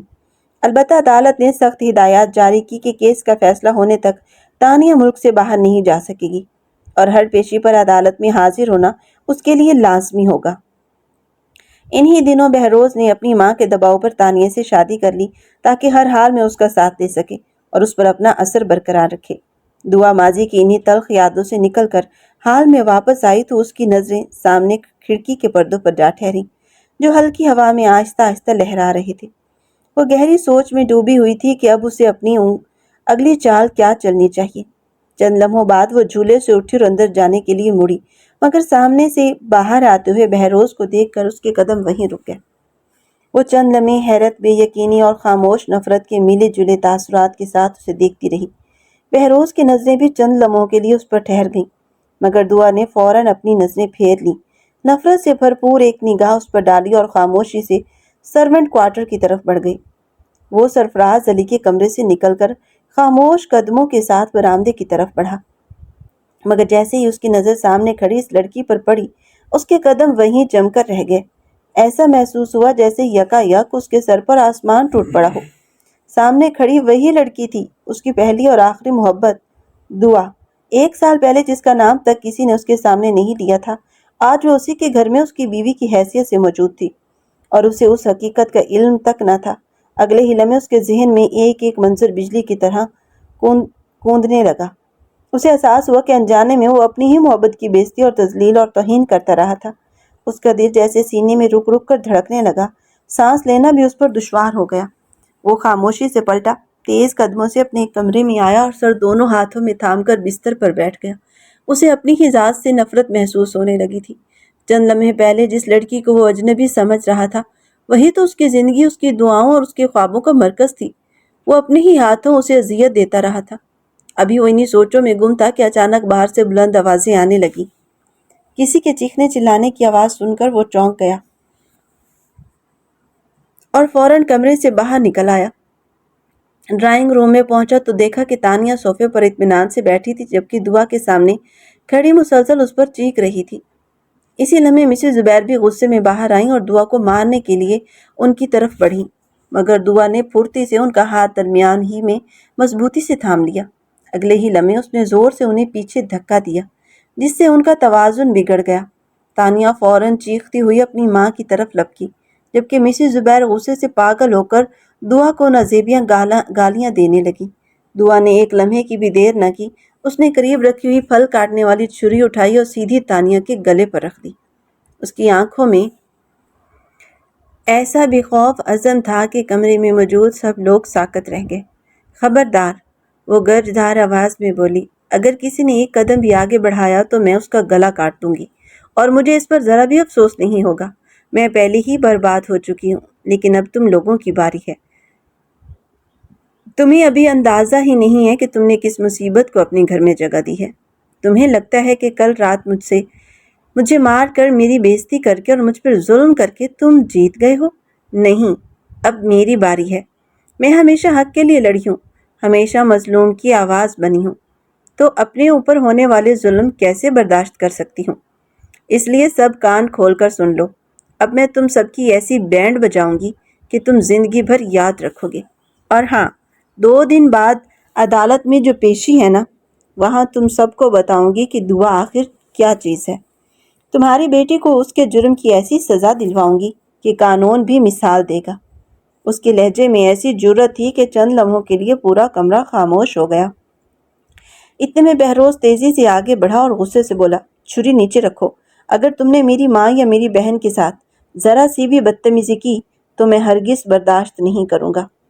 دعا نے اسے طنزیہ مسکراہٹ کے ساتھ دیکھا، پھر بے حد پرسکون لہجے میں بولی، کیا کریں گے آپ؟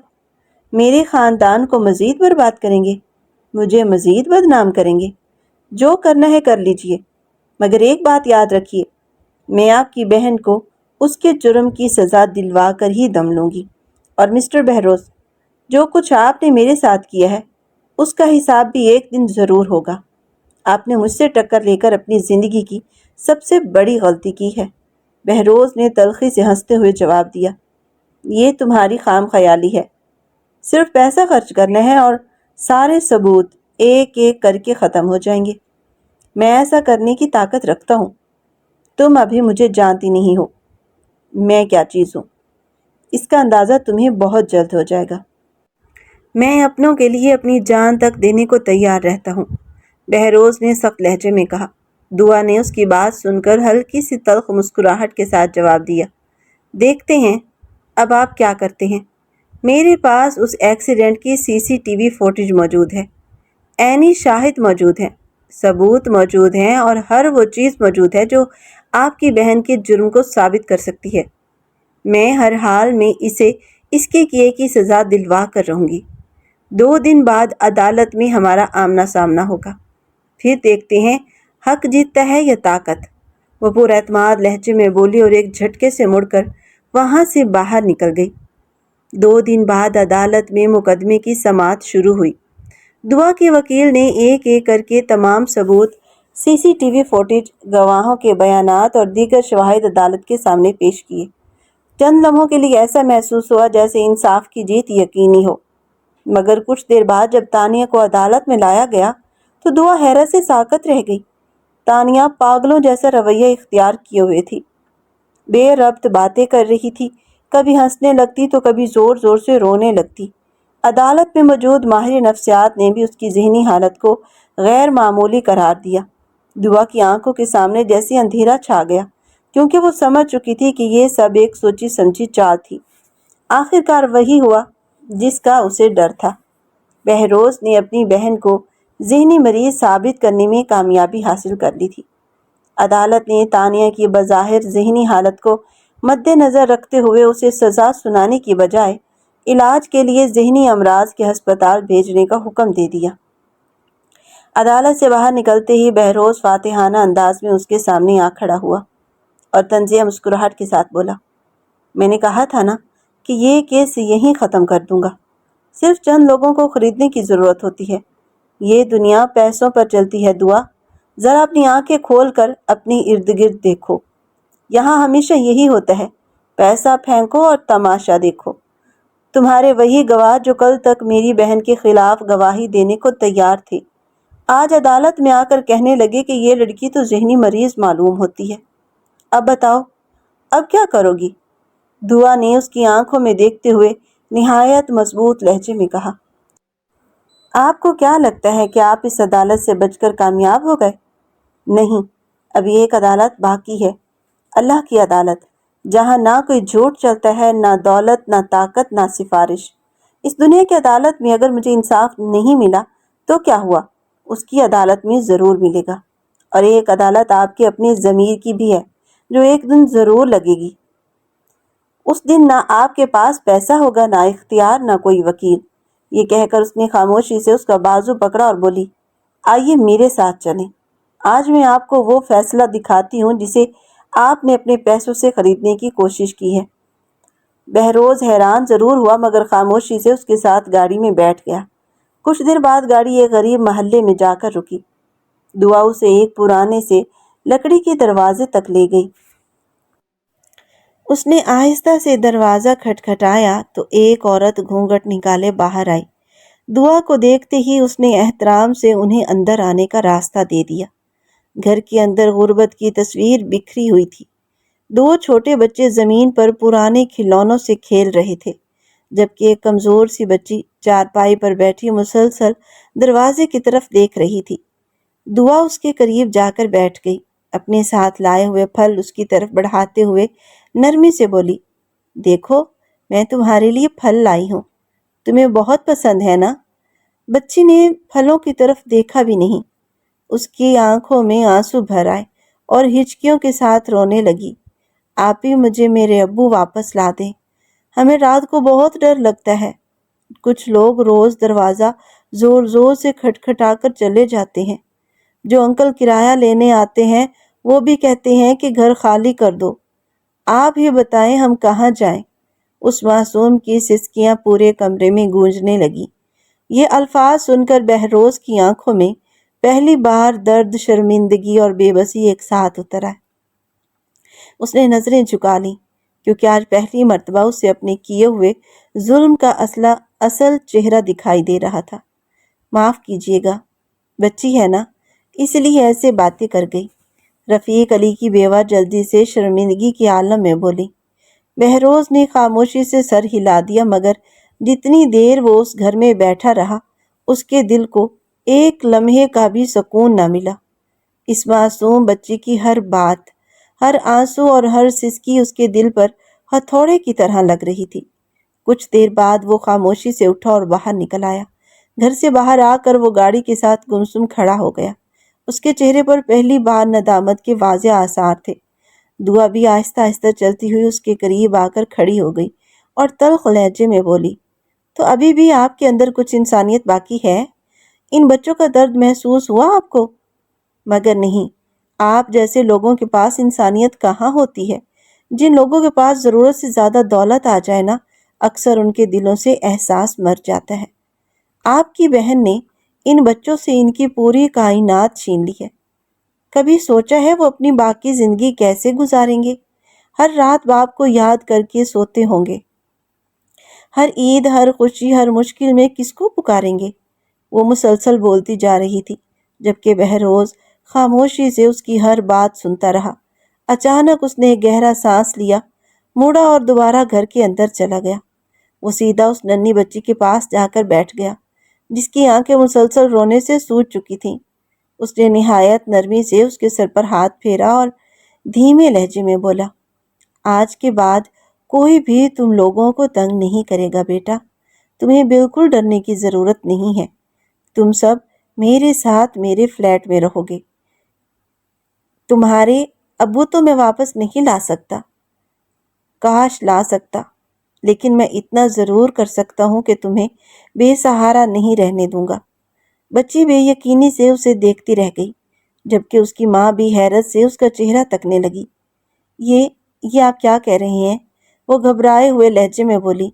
बहरोज ने इंतहाई संजीदगी से कहा, बराहे करम इनकार मत कीजिएगा बहन जी, कल तैयारी कर लीजिएगा, जो भी ज़रूरी सामान हो साथ रख लीजिएगा। मेरा फ्लैट खाली पड़ा है और आज से आप सब वहीं रहेंगे। ये मेरी ख्वाहिश नहीं, मेरी जिम्मेदारी है। ये सुनकर वो औरत बेख्तियार दुआ की तरफ देखने लगी। दुआ ने नरमी से मुस्कुराते हुए कहा, इनकार मत कीजिएगा, अल्लाह ताला के हर फैसले में कोई ना कोई बेहतरी ज़रूर होती है। मैं कल सुबह खुद आऊँगी और आपकी तैयारी में मदद भी करूँगी। आप बस अपना ख्याल रखिएगा। इतना कहकर दुआ और बहरोज वहाँ से निकल आए। गाड़ी के करीब पहुँचते ही दुआ ने उसकी तरफ देखा और कदरे सख्त लहजे में बोली, आपको वाकई लगता है कि उन्हें अपने फ्लैट में रखकर आप उन पर किए हुए जुल्म का अजाला कर सकते हैं? हरगिज़ नहीं। इन बच्चों के कदमों में अगर पूरी दुनिया की दौलत भी रख देना, तब भी उनके बाप की कमी कभी पूरी नहीं हो सकती। महरूमी का कोई नेमुल बदल नहीं होता बहरोज साहब। बहरोज खामोशी से उसके चेहरे को देखता रहा, फिर हल्की सी मुस्कुराहट के साथ बोला, آپ کے ساتھ ایک مسئلہ ہے، آپ ہر بات کا صرف منفی پہلو ہی دیکھتی ہیں، اسی لیے آپ کی باتوں میں بھی صرف تلخی ہوتی ہے۔ دعا نے فوراً جواب دیا، کیونکہ جن لوگوں کی اعمال منفی ہوں ان سے گفتگو بھی تلخی ہوتی ہے۔ پھر وہ ایک لمحہ رکی اور سنجیدہ لہجے میں بولی، ایک سوال کا جواب دیجیے، اگر یہی حادثہ آپ کے اپنے کسی بہن، بھائی یا والد کے ساتھ ہوا ہوتا تو کیا تب بھی آپ اتنے ہی پرسکون رہتے؟ بہروز نے گہرا سانس لیا اور آہستگی سے بولا، میری بہن اپنے ہوش میں نہیں تھی، اسی لیے حادثہ ہوا۔ اگر وہ ہوش میں ہوتی تو کیا جان بوجھ کر خود کو ایسی مصیبت میں ڈالتی؟ دعا نے فوراً اس کی بات کاٹ دی، چاہے میری فیملی ہوتی یا کسی اور کی، بات صرف انصاف کی ہے۔ جب آپ کی بہن نشے میں تھی تو اسے گاڑی چلانے کی اجازت کس نے دی؟ اور حادثے کے بعد بھی اس نے اپنی غلطی ماننے کی بجائے غریبوں کو کیڑے مکوڑے کہا، ان کی تذلیل کی، ان کے دکھ کا مذاق اڑایا۔ اس سب کے ذمہ دار صرف وہ نہیں بلکہ آپ اور آپ کی والدہ بھی ہیں، کیونکہ اس کی تربیت ہی ایسی کی گئی ہے کہ اسے دولت والوں کو انسان اور غریبوں کو حقیر سمجھنا سکھایا گیا۔ اگر مرنے والا شخص کوئی امیر آدمی ہوتا، آپ کے برابر کا با اثر شخص ہوتا، تو یقین مانیں آپ عدالت میں اربوں روپے بھی خرچ کر دیتے مگر سزا پھر بھی ملتی۔ افسوس صرف اتنا ہے کہ اس معاشرے میں غریب کی جان کی قیمت آج بھی سب سے کم سمجھی جاتی ہے۔ اس کی آواز میں درد بھی تھا، تلخی بھی اور سچائی بھی۔ بہروز چند لمحے خاموش رہا، پھر اس کی طرف دیکھ کر دھیرے سے بولا، آپ تو خود کو بہت نیک سمجھتی ہیں، تو پھر میرا ہاتھ تھام کر مجھے بھی سیدھے راستے پر لے آئیں، کیا آپ کر سکیں گی؟ پتہ نہیں، شاید میں واقعی سدھر جاؤں۔ بہروز نے پہلی بار عاجزی سے اپنے دونوں ہاتھ اس کی طرف بڑھاتے ہوئے کہا۔ اس کے لہجے میں غرور کی بجائے پچھتاوا نمایاں تھا۔ دعا ایک لمحے کے لیے خاموش ہو گئی اور گہری سوچ میں ڈوبی۔ اس کا چہرہ دیکھتی رہی، جیسے اس کے لفظوں کی سچائی کو پرکھ رہی ہو۔ چند لمحوں بعد بہروز نے دوبارہ دھیرے سے کہا، اچھا کل ایک کام کیجیے گا، میرے ساتھ میرے فلیٹ پر چلیے گا، وہاں سب کچھ اپنی آنکھوں سے دیکھ لیجیے گا، پھر فیصلہ کیجیے گا کہ میں سچ بول رہا ہوں یا نہیں۔ دعا نے بنا کچھ کہے صرف اس بات میں سر ہلا دیا۔ کچھ دیر بعد جب گاڑی حویلی کے سامنے رکی تو وہ دونوں خاموشی سے نیچے اتر آئے۔ لان میں بیٹھی مسز زبیر نے انہیں ایک ساتھ آتے دیکھا تو ان کے ہونٹوں پر طنزیہ مسکراہٹ پھیل گئی۔ وہ آہستہ آہستہ ان کے قریب آئے اور فاتحانہ انداز میں بولی، دیکھ لیا، میرے بیٹے نے جو کہا تھا وہ کر دکھایا، اب ایک کام کرو، اس گھر سے دفع ہو جاؤ۔ ان کی آواز میں نفرت ٹپک رہی تھی۔ دعا نے بے اختیار بہروز کی طرف دیکھا مگر اس نے نظریں چرا لی۔ چند لمحوں کی خاموشی کے بعد دعا نہایت سپاٹ لہجے میں بولی، فکر مت کیجیے، میں ضرور چلی جاؤں گی مگر 1-2 دن بعد، کیونکہ اس وقت میرے پاس رہنے کے لیے کوئی جگہ نہیں ہے۔ یہ میرا مسئلہ نہیں ہے، تم ابھی اسی وقت اس گھر سے نکل جاؤ۔ مسز زبیر غصے سے پھنکاری، موم پلیز، صرف 1-2 دن کی بات ہے، ویسے بھی یہ چلی جائے گی۔ بہروز نے جلدی سے بات سنبھالتے ہوئے کہا تو مسز زبیر نے ناگواری سے ہنکار بھری مگر خاموش ہو گئی۔ دعا بوجھل دل کے ساتھ سرونٹ کوارٹر کی طرف بڑھ گئی۔ اندر داخل ہوئی تو سگرا اسے دیکھتے ہی پریشان ہو کر بولی، بیٹا، کیا واقعی آپ جا رہی ہیں؟ ان کی آواز بھر آئی تھی۔ دعا نے ہلکی سی مسکراہٹ کے ساتھ جواب دیا، مجھے تو ایک نہ ایک دن جانا ہی تھا سگرا بھی، میں زبردستی کے رشتے میں خود کو ہمیشہ کے لیے قید نہیں رکھ سکتی۔ وہ افسردگی سے بولی۔ سگرا نے آہ بھری اور دھیرے سے اس کے قریب آ کر بولی، بیٹا، اس دن آپ نے جو کیا تھا نا، اس کے بعد بیگم صاحبہ بہت گھبرا گئی تھی۔ ان کی جان تو اپنی بیٹی میں بستی ہے مگر وہ عورت بہت خطرناک ہے۔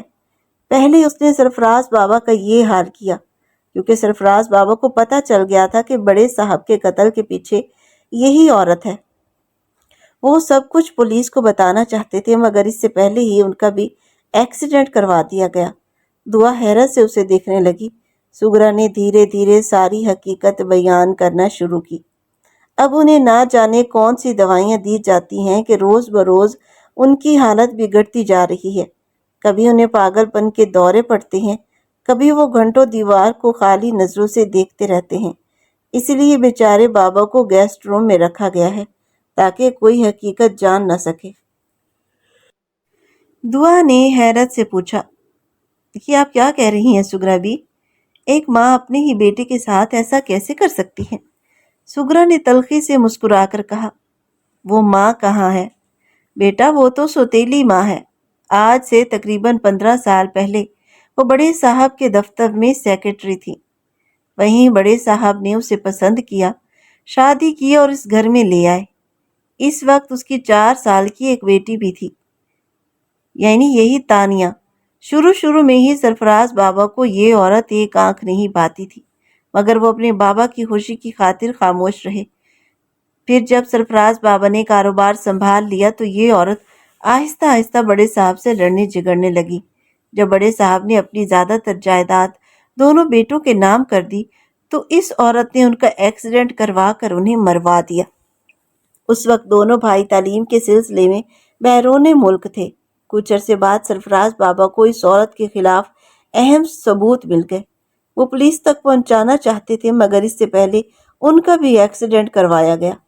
اللہ نے انہیں بچا لیا مگر ان کا جسم مفلوج ہو گیا، زبان نے بھی ساتھ چھوڑ دیا۔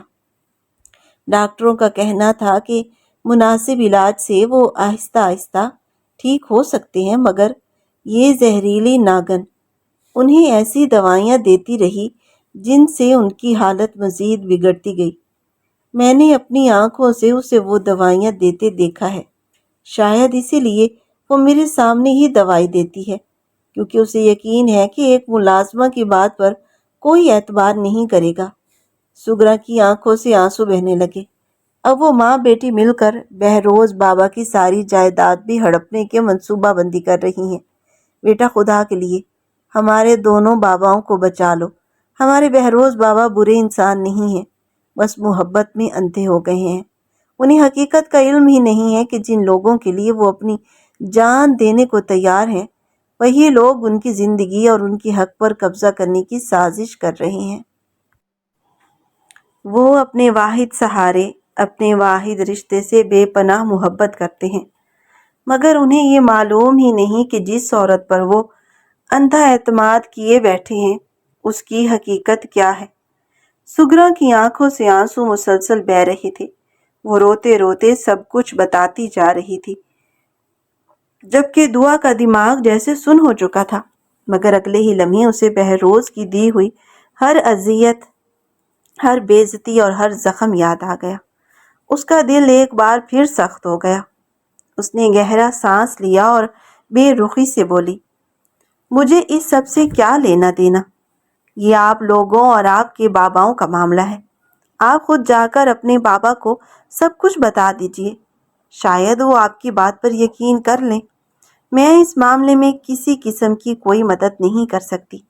اس کے سرد اور دو ٹوک لہجے نے سگرا کے چہرے پر گہری مایوسی بکھیر دی۔ وہ خاموشی سے سر جھکا کر رہ گئی۔ اس رات دعا کی آنکھوں میں نیند کا ایک قطرہ بھی نہ آیا۔ کبھی سگرا کی باتیں اس کے ذہن میں گردش کرتیں، کبھی بہروز کی بے رحمی، کبھی سرفراز کی بے بسی۔ اگلے دن دوپہر کے وقت نہ جانے کیوں اس کے قدم بے اختیار گیسٹ روم کی طرف اٹھ گئے۔ جیسے ہی وہ دروازے کے قریب پہنچی تو اندر کا منظر دیکھ کر چونک گئی۔ فوراً دیوار کی اوٹ میں چھپ گئی۔ اندر مسز زبیر سرفراز کے سامنے کھڑی تھیں۔ ان کے ہاتھ میں دوا کی شیشی تھی۔ وہ زبردستی انہیں دوا کھلانے کی کوشش کرتے ہوئے زہریلی مسکراہٹ کے ساتھ بولی، لو، یہ تمہاری روز کی خوراک ہے، اور ہاں، ایک نئی دوا بھی منگوائی ہے، اب سے وہ بھی تمہیں دوں گی۔ دیکھنا پھر تم بہت جلد اس دنیا سے بھی اٹھ جاؤ گے، اور اس کے بعد تمہارا بھائی بھی۔ ان کی آواز میں ایسی صفاقی تھی کہ دعا کے رونگٹے کھڑے ہو گئے۔ سرفراز غصے سے پلیٹ کو زور سے نیچے گراتے، مگر زبان ساتھ نہ دینے کی وجہ سے صرف بے بس آوازیں ہی نکال پاتے۔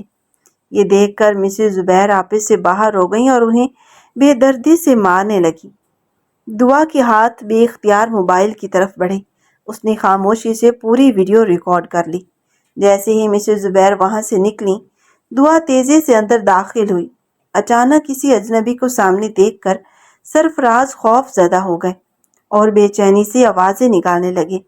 دعا فوراً ان کے قریب گئی اور نرمی سے بولی، ڈونٹ وری بھیا، میں آپ کی دشمن نہیں ہوں۔ پھر اس نے جلدی سے سائڈ ٹیبل کی دراز کھولی، دوا کی شیشیاں نکالیں اور ان میں سے ایک دوا احتیاط سے کاغذ میں ڈال کر اپنے دوپٹے میں چھپا لی۔ اس کے بعد وہ سرفراز کے قریب بیٹھ گئی اور آہستہ سے ان کا ہاتھ تھام لیا۔ بھیا، اب میں آ گئی ہوں، اس لیے آپ کو مزید فکر کرنے کی ضرورت نہیں۔ میں وعدہ کرتی ہوں آپ کو انصاف ضرور دلاؤں گی۔ اس زہریلی ناگن کے زہر کا اثر اب زیادہ دیر نہیں چلے گا۔ اور ہاں، اپنا تعارف کروانا تو میں بھول ہی گئی، میں بھی اسی عورت کی ڈسی ہوئی ہوں۔ میں آپ کے بھائی بہروز کی بیوی ہوں۔ جب تک یہ سارے معاملات ٹھیک نہیں ہو جاتے میں یہاں سے کہیں نہیں جاؤں گی۔ آپ فکر نہ کریں، میں آپ کی اصل دوا لے کر آؤں گی۔ آپ بہت جلد پہلے کی طرح صحت مند ہو جائیں گے۔ شاید آپ کے بھائی کی وجہ سے بھی ایک مظلوم کو انصاف نہ دلا سکی، مگر آپ کے ساتھ ایسا ہرگز نہیں ہونے دوں گی۔ وہ مسلسل انہیں حوصلہ دیتی رہی۔ سرفراز کی آنکھوں میں پہلی بار امید کی ایک ہلکی سی کرن نمودار ہوئی۔ کچھ دیر بعد دعا وہاں سے نکل گئی اور سیدھا اپنی این جی او پہنچی۔ اس نے اپنی این جی او کے سینئر میم کے ذریعے اس دوا کا لیبارٹری ٹیسٹ کروایا۔ رپورٹ سامنے آئی تو اس کے قدموں تلے زمین نکل گئی۔ وہ دراصل ایک خطرناک ڈرگ تھی جس کے مسلسل استعمال سے انسان کا جسم مفلوج رہتا ہے اور ذہنی کیفیت بھی بگڑتی چلی جاتی ہے۔ دعا نے سب سے پہلے اس رپورٹ کو محفوظ کیا کیونکہ وہ جانتی تھی کہ یہ ایک بہت بڑا ثبوت تھا۔ اس کے بعد وہ اصلی دوا خریدنے نکلی، مگر جب قیمت معلوم ہوئی تو اس کے پاس اتنے پیسے نہیں تھے۔ اس نے ایک لمحے کو اپنی کلائی پر موجود وہ بریسلٹ دیکھا۔ کچھ سوچتے ہوئے اس نے وہ بریسلٹ جا کر بیچ دیا اور اسی رقم سے سرفراز کی اصل دوا خرید لی۔ رات گہری ہونے کے بعد وہ خاموشی سے دوبارہ گیسٹ روم میں داخل ہوئی۔ سرفراز کو اصل دوا دی اور جعلی دوا کی جگہ وہ دوا رکھ دی جو مسز زبیر روزانہ استعمال کرواتی تھی۔ دوا کھانے کے بعد سرفراز نے تشکر بھری نگاہوں سے اسے دیکھا۔ دعا نے صرف مسکرا کر اس بات میں سر ہلایا اور خاموشی سے باہر آ گئی۔ وہ ابھی لاؤنج میں آ کر بیٹھی ہی تھی کہ تانیہ غصے سے آگ بگولا ہوتی ہوئی اس کے سامنے آ کھڑی ہوئی۔ تم ابھی تک یہاں سے دفع نہیں ہوئی؟ وہ چیختے ہوئے بولی۔ دعا نے نہایت اطمینان سے اس کی طرف دیکھا، ہلکی سی مسکراہٹ لبوں پر سجائی اور پرسکون لہجے میں جواب دیا، کبھی بھی نہیں۔ میں نے پہلے ہی کہا تھا نا کہ 2-3 دن بعد جاؤں گی، اور جب جاؤں گی تو اپنے تمام ادھورے حساب برابر کر کے جاؤں گی۔ لیکن پھر میں نے سوچا جب میں اتنے بڑے آدمی کی بیوی بن ہی چکی ہوں تو کم از کم اس رشتے کا کوئی فائدہ تو اٹھانا چاہیے۔ اسی لیے میں نے فیصلہ کر لیا ہے کہ جب تک میں اس گھر میں ہوں یہ رشتہ پوری ایمانداری سے نبھاؤں گی۔ ویسے مجھے آپ کے بھائی سرفراز کے کمرے میں جانا ہے، پلیز ذرا ان کا کمرہ بتا دیجئے۔ وہ انتہائی اطمینان سے بولی۔ اسی لمحے اندر داخل ہوتا بہروز اس کی بات سن کر جہاں تھا وہیں رک گیا۔ اس کا دل بے اختیار تیزی سے دھڑکنے لگا اور چہرہ خوشی سے کھل اٹھا۔ اسے لگا جیسے برسوں کی ویران زندگی میں اچانک بہار آ گئی ہو۔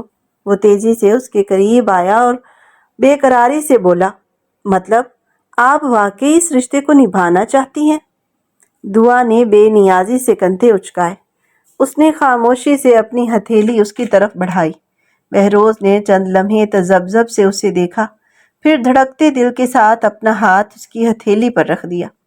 دعا نے ہاتھ نہیں کھینچا تو اس کے لبوں پر بے اختیار مسکراہٹ آ گئی۔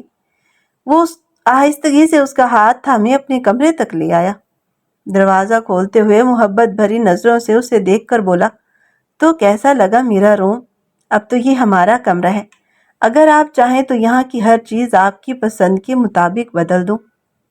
دعا نے ناگواری سے اسے دیکھا اور فوراً اس کی خوش فہمی توڑ دی۔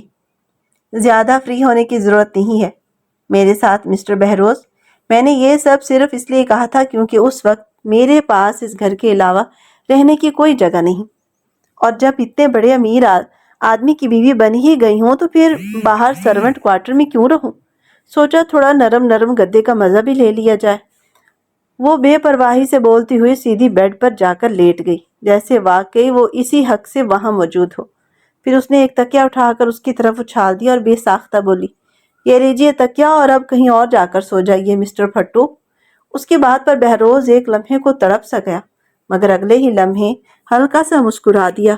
اسے اس کی تلخی میں بھی ایک عجیب سی اپنائیت محسوس ہو رہی تھی۔ وہ خاموشی سے صوفے پر جا بیٹھا اور نظریں اس پر جما دی۔ دعا بیڈ کے ساتھ ٹیک لگائے موبائل پر کچھ دیکھنے میں مصروف تھی، جبکہ بہروز چوری چوری اسے دیکھ رہا تھا۔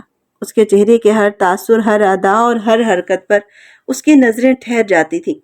بے اختیار اسے 1 سال پہلے کا وہ دن یاد آ گیا جب پہلی مرتبہ اس نے دعا کو دیکھا تھا۔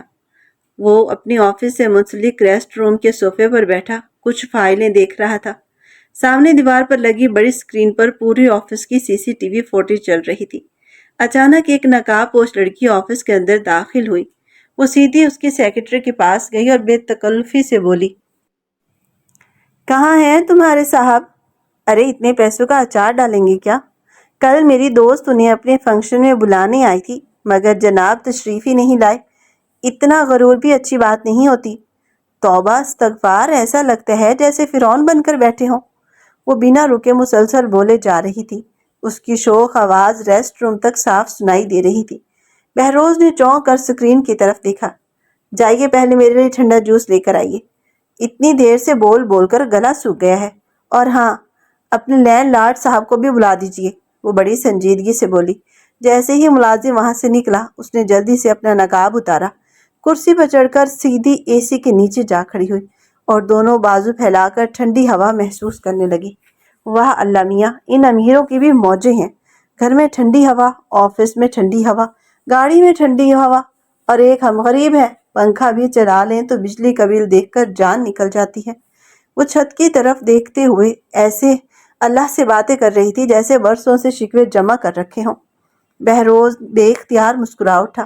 پہلی بار کسی نے اس کے آفس میں آ کر اس کے بارے میں اس انداز سے بات کی تھی، مگر نہ جانے کیوں اسے غصہ نہیں آیا تھا، بلکہ اس کی شوخی، معصومیت اور بے ساختہ انداز گفتگو نے اس کے دل پر پہلی ہی نظر میں اثر کیا کہ وہ اسکرین پر نظر آنے والے اس چہرے سے نظریں نہ ہٹا سکا۔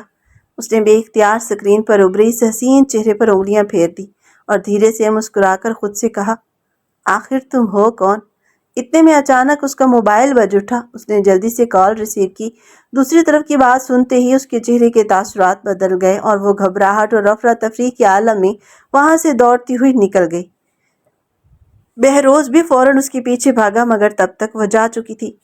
اس ایک مختصر سی ملاقات کے بعد وہ پچھلے پورے 1 سال تک خاموشی سے صرف اسی سے محبت کرتا رہا تھا۔ نہ اس نے کبھی اپنی محبت کا اظہار کیا، نہ اسے ڈھونڈنے کی کوشش چھوڑی۔ اور آج قسمت کا کیسا عجیب کھیل تھا، وہی لڑکی اس کے کمرے میں اس کی بیوی بن کر موجود تھی۔ صرف یہی خیال اس کے دل کو سکون، عجیب سا سکون دے رہا تھا۔ وہ خاموشی سے صوفے پر لیٹ گیا اور آنکھیں موند لیں، مگر نیند کہاں آنے والی تھی۔ کچھ ہی دیر میں صوفے پر سوتے سوتے اس کی گردن اکڑ گئی۔ وہ ہلکی سی مسکراہٹ کے ساتھ اٹھا اور آہستہ سے بیڈ کی دوسری طرف آ کر لیٹ گیا۔ اپنی کوہنی بیڈ پر ٹکا کر ہتھیلی پر سر رکھے وہ دیر تک دعا کے پرسکون چہرے کو دیکھتا رہا۔ اس کی سادہ سی معصوم شکل، بند پلکیں اور بکھرے ہوئے بال اس کے دل پر جیسے جادو کر رہے تھے۔ وہ خود پر قابو نہ رکھ سکا، آہستہ آہستہ جھکا اور نہایت نرمی سے اس کے ماتھے پر اپنے سلگتے ہوئے لب رکھ دیے۔ دعا کی نیند ویسے ہی بہت ہلکی تھی۔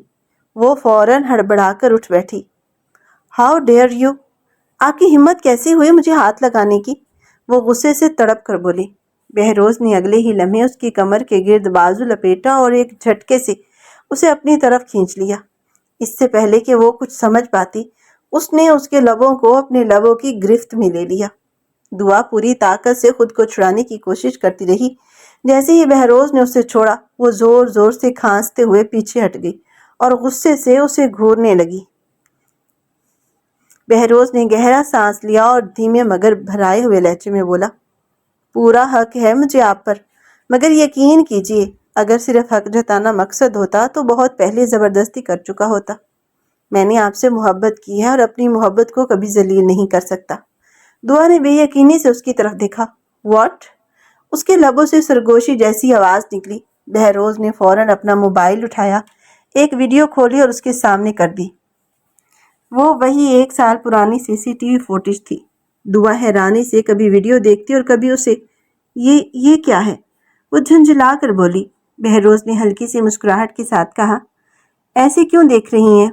यकीन नहीं आ रहा, मगर यही सच है। मैंने सिर्फ और सिर्फ आपसे मोहब्बत की है पिछले 1 साल से। मैं सिर्फ आपको ढूंढ रहा था। मुझे तो ये भी मालूम नहीं था कि जिस लड़की की तलाश में मैं दर बदर फिरता रहा वो आप ही हैं। किस्मत ने हमें इस तरह मिला दिया कि मैं सोच भी नहीं सकता था। दुआ ने फौरन सर झटका और सर्द लहजे में बोला, अच्छा होता आप खामोश ही रहते और इस खामोश मोहब्बत को अपने दिल में ही दफन कर देते, क्योंकि एक बात याद रखिए, मैं आपके साथ हमेशा रहने वाली नहीं हूँ। जैसे ही मेरे रहने का कोई इंतज़ाम हुआ, मैं आपकी ज़िंदगी से हमेशा के लिए चली जाऊंगी। उसके बेरहमाना अल्फाज बहरोज के दिल में तीर की तरह प्यवस्त हो गए। उसका चेहरा यकदम उतर गया। ऐसा क्यों कह रही हैं आप? वो बेयकीनी से उसके करीब आया और उसके दोनों हाथ अपने हाथों में ले लिए। मैं अपनी हर गलती का अजाला करने के लिए तैयार हूँ। मैं खुद आपके वालिदैन के पास जाऊंगा, उन्हें सारी हकीकत बताऊंगा, उनसे माफ़ी मांगूंगा। बस एक मौका दे दीजिए मुझे। दुआ ने तंज़ी अंदाज में हनकार भरी। ओह वाकई, जो आदमी अपनी माँ के कहने पर मुझे बर्बाद करने चला आया, वो कल अपनी माँ के एक और हुक्म पर मुझे छोड़ भी सकता है। ऐसा रिश्ता तो कच्चे धागे की तरह होता है, जो ज़रा सा जोर पड़ते ही टूट जाता है। फिर मैं क्यों आपकी बातों पर यकीन करूं? वो तल्खी से बोली। बहरोज चंद लम्हे खामोशी से उसे देखता रहा, फिर निहायत संजीदगी से बोला, एक बात शायद आप नहीं जानती, जब मैं किसी रिश्ते को निभाता हूँ तो मैं पूरे दिल से निभाता हूँ। मेरी माँ मेरी दुनिया है और उनकी इज्जत करना मेरा फर्ज है, मगर एक बेटा होने का फर्ज निभा रहा हूँ। मगर उसका हरगिज ये मतलब नहीं कि मैं सही और गलत में फ़र्क नहीं करना जानता। आज अगर मुझे अपनी गलती का एहसास हो गया है तो मैं इसकी कीमत भी अदा करूंगा। मैं आपको खोना नहीं चाहता दुआ, क्योंकि मैंने आपसे सिर्फ मोहब्बत नहीं की है, बल्कि आपको अपनी ज़िंदगी, अपनी दुआ और अपनी तकदीर मान लिया है। और मैं अपनी आखिरी सांस तक इस मोहब्बत को साबित करके दिखाऊंगा। और दूसरी तरफ आप मेरी बीवी हैं और मैं आपके हकूक भी पूरी ईमानदारी से निभाऊंगा। मैं हमेशा आपकी इज्जत करूंगा, आपका एहतराम करूंगा, आपकी हर खुशी और हर तकलीफ को अपनी समझूंगा, मगर कभी भी आपके साथ ज्यादती नहीं करूंगा। ये मेरा वादा है। बहरोज ने निहायत संजीदगी और खलूस से कहा। उसकी आंखों में पहली बार सच्चाई और नदामत साफ दिखाई दे रही थी, मगर दुआ अचानक जोर से हंस पड़ी। उसका कहका पूरे कमरे में गूंज गया। वो तंज़ी अंदाज में उसे देखते हुए बोली, आपको वाकई लगता है कि मैं आपकी बातों में आ जाऊंगी? ऐसा कभी नहीं हो सकता मिस्टर बहरोज। वो शख्स जो अपनी माँ के एक इशारे पर एक बेगुनाह लड़की की पूरी जिंदगी बर्बाद करने निकल आए, वो कुछ भी कर सकता है। मैं आपकी किसी बात पर एतबार नहीं कर सकती। मुझे इतना ज़रूर मालूम है कि कल अगर आपकी माँ दोबारा मेरे खिलाफ कुछ कहेंगी तो आप एक बार फिर उन्हीं के साथ खड़े होंगे, और फिर मेरे साथ वही सब कुछ होगा जो पहले हो चुका है। इसलिए माफ़ कीजिएगा, मैं आप पर कभी एतबार नहीं करूंगी, क्योंकि जब एतबार टूटता है ना तो इंसान अंदर से मर जाता है। उसकी आवाज़ लरजने लगी थी, मगर वो खुद को मजबूत जाहिर करने की कोशिश कर रही थी। चंद लम्हे खामोश रहने के बाद वो फिर बोली, पता है, मेरे अब्बू ने मेरा एतबार तोड़ा। वही अब्बू जिन पर मुझे सबसे ज्यादा यकीन था। जो लोग मेरी मोहब्बत के दावे करते थे, एक गैर ने मेरा नाम क्या लिया, सबने मुझे ही गैर समझ लिया, सबने मुझे ही गलत मान लिया। मुझे यकीन था कि कम से कम एक शख्स तो कहेगा कि हमारी बेटी झूठ नहीं बोल सकती, हमारी बेटी ऐसा नहीं कर सकती। मगर अफसोस, सबसे पहले इन्हीं लोगों ने मुझ पर शक किया, जिनके लिए मैं अपनी जान भी दे सकती थी। अब मुझे ऐसे किसी अपने की जरूरत नहीं जो एक इल्जाम पर मुझे छोड़ दे। उसकी आंखों से बेख्तियार आंसू बहने लगे, मगर उसने फौरन चेहरा दूसरी तरफ फेर लिया। बहरोज ने आहिस्तगी से उसके करीब आकर कहा, अपनों से नाराजगियां जरूर होती हैं, मगर उनकी वजह से रिश्ते खत्म नहीं हो जाते। मैं आपको खुद आपके वालिदैन के पास ले जाऊंगा, उन्हें सारी हकीकत बताऊंगा, अपनी हर गलती मानूंगा। मुझे यकीन है जब वो हकीकत जानेंगे तो आपको जरूर माफ कर देंगे। दुआ ने फौरन सख्त लहजे में उसे टोक दिया, इसकी कोई ज़रूरत नहीं मिस्टर बहरोज। अब मुझे अपने अपनों से कोई लेना देना नहीं। मैं उनमें से किसी के साथ कोई रिश्ता नहीं रखना चाहती, और ना ही आपको जाकर उनके सामने मेरी सफाइयाँ देने की ज़रूरत है। जो लोग मेरी खामोशी میری سچائی اور میری پرورش کو نہ سمجھ سکیں، ان کے سامنے اب مجھے خود کو ثابت کرنے کا کوئی شوق نہیں۔ یہ کہہ کر اس نے غصے سے تکیہ اپنے سر پر رکھ لیا، جیسے مزید کوئی بات سننا ہی نہ چاہتی ہو۔ بہروز نے ہلکا سا سانس بھرا اور نرمی سے بولا، اچھا اگر آپ اس بارے میں بات نہیں کرنا چاہتی تو ٹھیک ہے، میں زبردستی نہیں کروں گا، لیکن ایک بات ضرور بتانا چاہتا ہوں۔ آج صبح میں ممی سے آپ کے بارے میں بات کر چکا ہوں۔ میں نے انہیں سب کچھ بتا دیا ہے اور مجھے پورا یقین ہے کہ جب میں انہیں یہ بھی بتاؤں گا کہ میں آپ سے محبت کرتا ہوں تو وہ میری خوشی میں ضرور خوش ہوں گی۔ وہ ہم دونوں بھائیوں سے بے انتہا محبت کرتی ہیں، ہمارے لیے کچھ بھی کر سکتی ہیں۔ آپ جانتی ہیں وہ میری سوتیلی ماں ہے، مگر سچی بات یہ ہے کہ انہوں نے کبھی مجھے یہ احساس نہیں ہونے دیا کہ وہ میری سگی ماں نہیں ہے۔ میں نے اپنی حقیقی ماں کو کبھی نہیں دیکھا، مگر میں یقین سے کہہ سکتا ہوں کہ شاید وہ بھی مجھ سے اتنی ہی محبت کرتی جتنی مما کرتی ہیں۔ وہ محبت بھری یقین کے ساتھ بولتا جا رہا تھا، جبکہ دعا خاموشی سے اسے دیکھ رہی تھی۔ اس کے چہرے پر افسوس بھرے تاثرات ابھر آئے۔ اسے بہروز کی معصوم خوش فہمی پر ترس آنے لگا۔ وہ دھیرے سے بولی، ایک بات ہمیشہ یاد رکھیے گا بہروز، زندگی میں کبھی کبھی سگی مائیں بھی ساتھ چھوڑ دیتی ہیں، تو وہ تو پھر بھی آپ کی سوتیلی ماں ہے۔ ان کی محبت میں اتنے اندھے مت بنیے گا کہ آپ کو سچ اور جھوٹ، خیر اور شر، محبت اور سازش میں فرق ہی نظر نہ آئے۔ بعض اوقات انسان جس محبت کو اپنی سب سے بڑی طاقت سمجھتا ہے، وہی محبت اس کی سب سے بڑی کمزوری بن جاتی ہے۔ میں صرف اتنا چاہتی ہوں کہ جس دن آپ کی آنکھوں سے پردہ اٹھے اس دن بہت دیر نہ ہو چکی ہو، کیونکہ کچھ سچ ایسے ہوتے ہیں جو سامنے آتے آتے انسان سے اس کی پوری زندگی چھین لیتے ہیں۔ ذرا ایک بار اپنی ممی کو غور سے دیکھیے گا، ان کے رونے پر، ان کی باتوں پر، ان کے فیصلوں پر نظر ڈالیے۔ ہو سکتا ہے آپ کو ان کی کوئی نہ کوئی غلطی ضرور نظر آ جائے۔ سب سے بڑی غلطی تو یہ ہے کہ انہوں نے اپنا انتقام لینے کے لیے ایک بے گناہ لڑکی کی زندگی داؤ پر لگا دی اور آپ سے زبردستی شادی کروانے کا فیصلہ کیا۔ کیا آپ کے نزدیک وہ عورت درست ہو سکتی ہے جو اپنی انا کی تسکین کے لیے اپنے ہی بیٹے کو مہرے کی طرح استعمال کرے؟ اگر وہ واقعی آپ کی سگی ماں ہوتی تو ایک لمحے کے لیے ضرور سوچتی کہ کہیں میرا بیٹا کسی مصیبت میں نہ پھنس جائے، کہیں اس کی زندگی برباد نہ ہو جائے۔ مگر اس عورت کو آپ کی خوشیوں، آپ کی زندگی اور آپ کی مصیبتوں سے کوئی سروکار نہیں۔ وہ صرف اپنی ضد اور اپنی نفرت میں اندھی ہو چکی ہے۔ وہ ایک سائیکو عورت ہے۔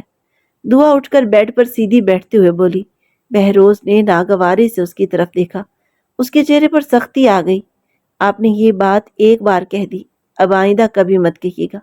میں اپنی ماں کے خلاف ایک لفظ بھی برداشت نہیں کر سکتا۔ وہ دبی ہوئی ناراضی سے بولا۔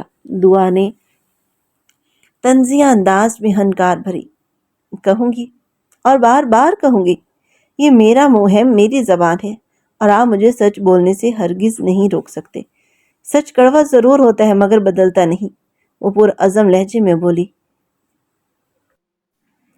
بہروز چند لمحوں تک حیرت سے اسے دیکھتا رہا۔ اس کے پاس اس بات کا کوئی جواب نہیں تھا۔ آخر کار اس نے ایک ٹھنڈی سانس بھری، کروٹ بدلی اور خاموشی سے لیٹ گیا۔ کمرے میں خاموشی چھا گئی مگر دونوں کی آنکھوں سے نیند کوسوں دور تھی۔ اگلی صبح بہروز دفتر جانے کے لیے تیار ہو رہا تھا۔ وہ کوٹ کے بٹن بند کر ہی رہا تھا کہ دعا آہستہ آہستہ چلتی ہوئی اس کے سامنے آ کر بیٹھ گئی۔ اس نے چند لمحے خاموشی سے اسے دیکھا، پھر نہایت سپاٹ لہجے میں بولی، میرے پاس پہننے کے لیے کپڑے نہیں ہیں، اگر مہربانی کریں تو مجھے شاپنگ کروا دیجیے، اور اگر اتنا وقت نہیں ہے تو کچھ پیسے ہی دے دیجیے، میں خود چلی جاؤں گی۔ بہروز چند لمحے اسے دیکھتا رہا، پھر اپنی گھڑی پر نظر ڈالتے ہوئے بولا، 2 گھنٹے میں تیار ہو جائیے، میں آپ کو خود لے کر جاؤں گا۔ پہلے ایک ضروری میٹنگ اٹینڈ کرنی ہے، اس کے بعد سیدھا آپ کو پک کر لوں گا۔ اس کے لہجے میں کوئی بناوٹ نہیں تھی۔ دعا نے خاموشی سے سر ہلا دیا۔ ٹھیک 2 گھنٹے بعد بہروز واپس آیا۔ وہ اسے اپنی ساتھ شاپنگ مال لے گیا۔ کافی دیر تک وہ خاموشی سے اس کے لیے کپڑے، جوتے اور ضرورت کی دوسری چیزیں خریدتا رہا۔ دعا نے بھی بغیر کسی بحث کے اپنی ضرورت کا سامان لے لیا۔ شاپنگ ختم ہونے کے بعد جب وہ گاڑی میں بیٹھے تو دعا کو لگا کہ اب وہ واپس حویلی جائیں گے، مگر چند ہی لمحوں بعد گاڑی ایک مانوس گلی میں مڑ گئی۔ جیسے ہی گاڑی اس کے میکے کے دروازے کے سامنے رکی، دعا کے چہرے کا رنگ بدل گیا۔ وہ سکتے میں آ گئی اور بے اختیار بہروز کی طرف دیکھنے لگی۔ بہروز خاموشی سے گاڑی کا دروازہ کھولا اور بولا، آئیے۔ وہ دونوں دروازے تک پہنچے۔ بہروز نے دستک دی۔ چند لمحوں بعد دروازہ کھلا تو سامنے دعا کا بھائی کھڑا تھا۔ بہروز کو دیکھ کر اس کے چہرے پر خوشی پھیل گئی۔ اس نے فوراً دونوں کا استقبال کیا اور اندر لے گیا۔ دعا جیسے ہی ڈرائنگ روم میں داخل ہوئی، اس کی ماں دوڑتی ہوئی اس کے پاس آئیں اور اسے سینے سے لگا لیا۔ وہ دیر تک اسے باہوں میں بھرتے روتی رہیں، جیسے برسوں بعد اپنی بیٹی کو دیکھا ہو۔ دعا مگر خاموش بے حس سی بیٹھی رہی۔ نہ اس نے ماں کو گلے لگایا، نہ کوئی جواب دیا۔ کچھ دیر بعد بہروز اٹھ کھڑا ہوا۔ دعا بھی بے اختیار اس کے ساتھ اٹھ گئی۔ تو اس نے نرمی سے کہا، آپ یہیں رکیں، میں رات کو آ کر آپ کو لے جاؤں گا۔ یہ کہہ کر وہ باہر نکل گیا۔ اس کے جاتے ہی کمرے میں خاموشی چھا گئی۔ پھر اس کی ماں دھیرے سے بولی، بیٹا، وہ آج صبح بھی یہاں آئے تھے۔ انہوں نے ہمیں ساری حقیقت بتائی، اپنی غلطی مانی اور تم سے کیے گئے ظلم پر معافی بھی مانگی۔ دعا کے لبوں پر ایک تلخ مسکراہٹ ابھری۔ وہ آہستہ آہستہ بولنے لگی، کتنی عجیب بات ہے نا امی، ایک شخص آیا اور کہہ گیا کہ میں اس کی محبوبہ رہ چکی ہوں، تو آپ سب نے ایک لمحے میں اس کی بات پر یقین کر لیا۔ پھر وہی شخص دوبارہ آیا اور کہنے لگا کہ ایسا کچھ بھی نہیں تھا، سب غلط فہمی تھی، تو آپ لوگوں نے اس کی بات پر بھی فوراً یقین کر لیا، اور آج آپ سب بازو پھیلا کر میرا استقبال کر رہی ہیں جیسے کچھ ہوا ہی نہ ہو۔ کیا واقعی اتنا سستا تھا میرا اعتبار؟ اس کی آواز میں ایسا کرب تھا کہ پورا کمرہ خاموش ہو گیا۔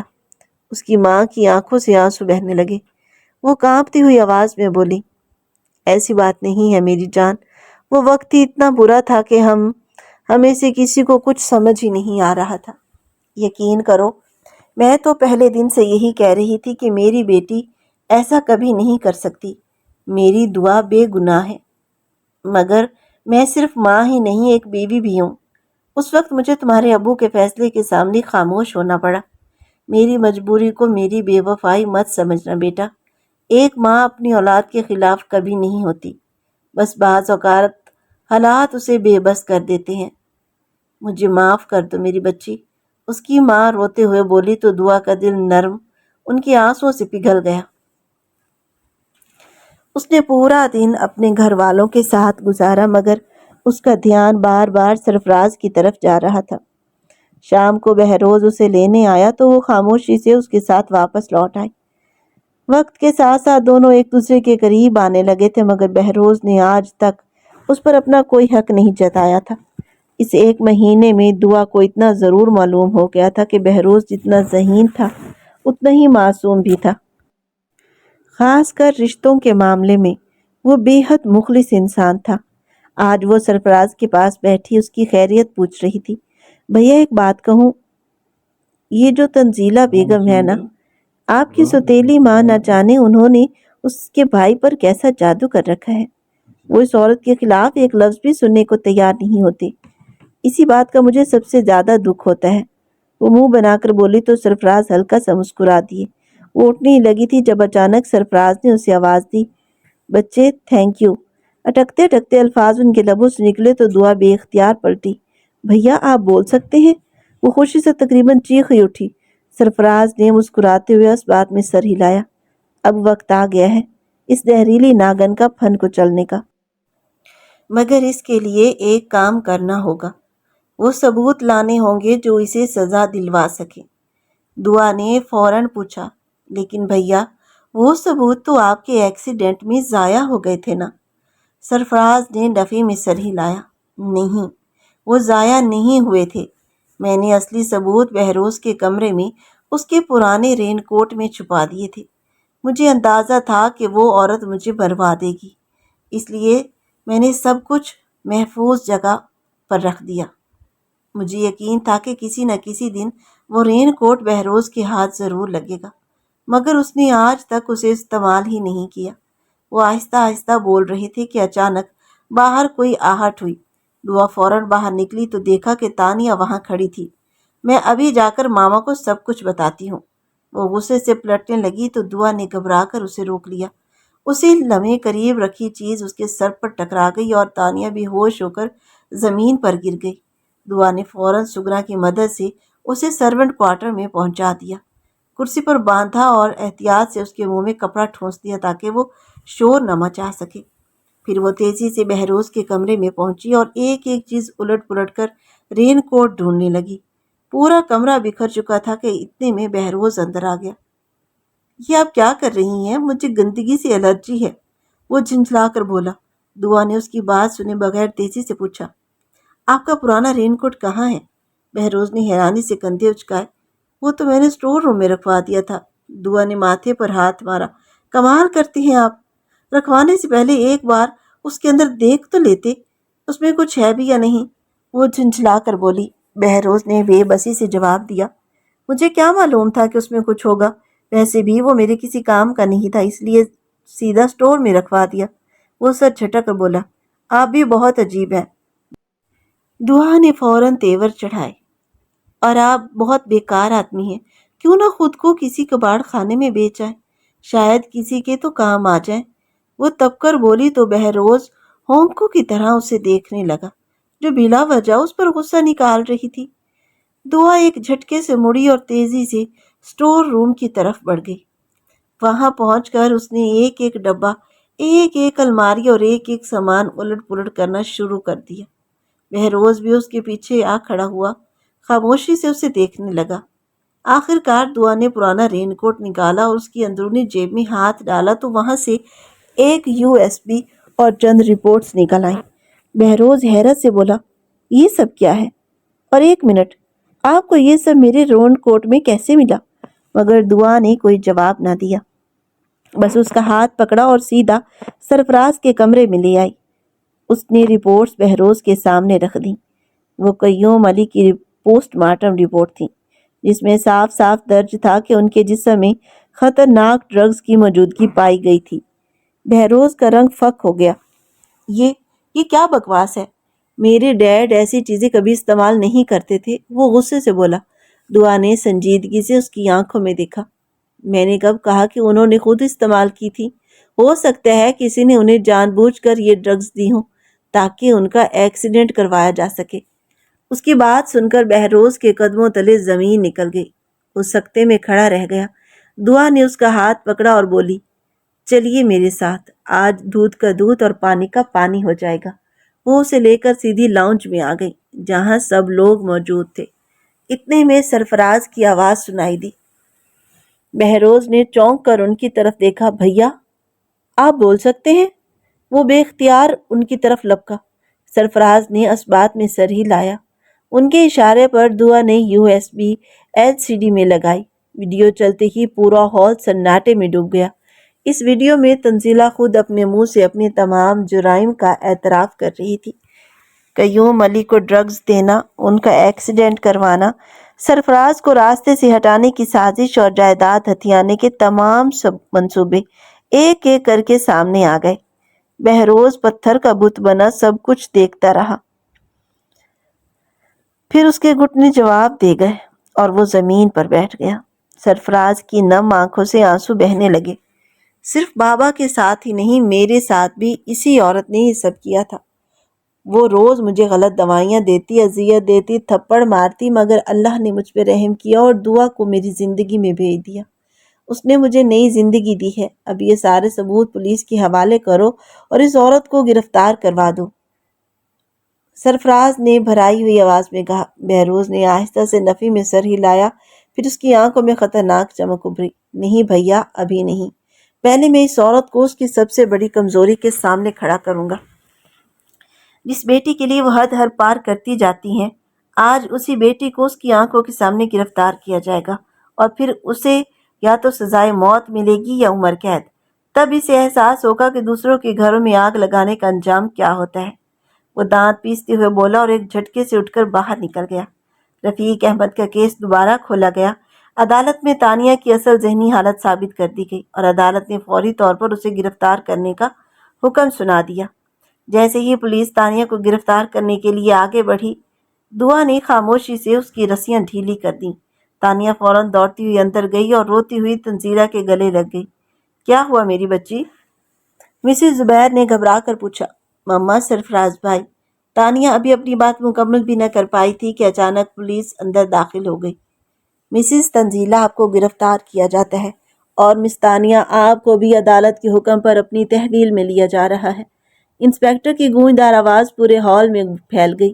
اگلے ہی لمحے لیڈی کانسٹیبلز نے تنزیلہ اور تانیہ کو حراست میں لے لیا۔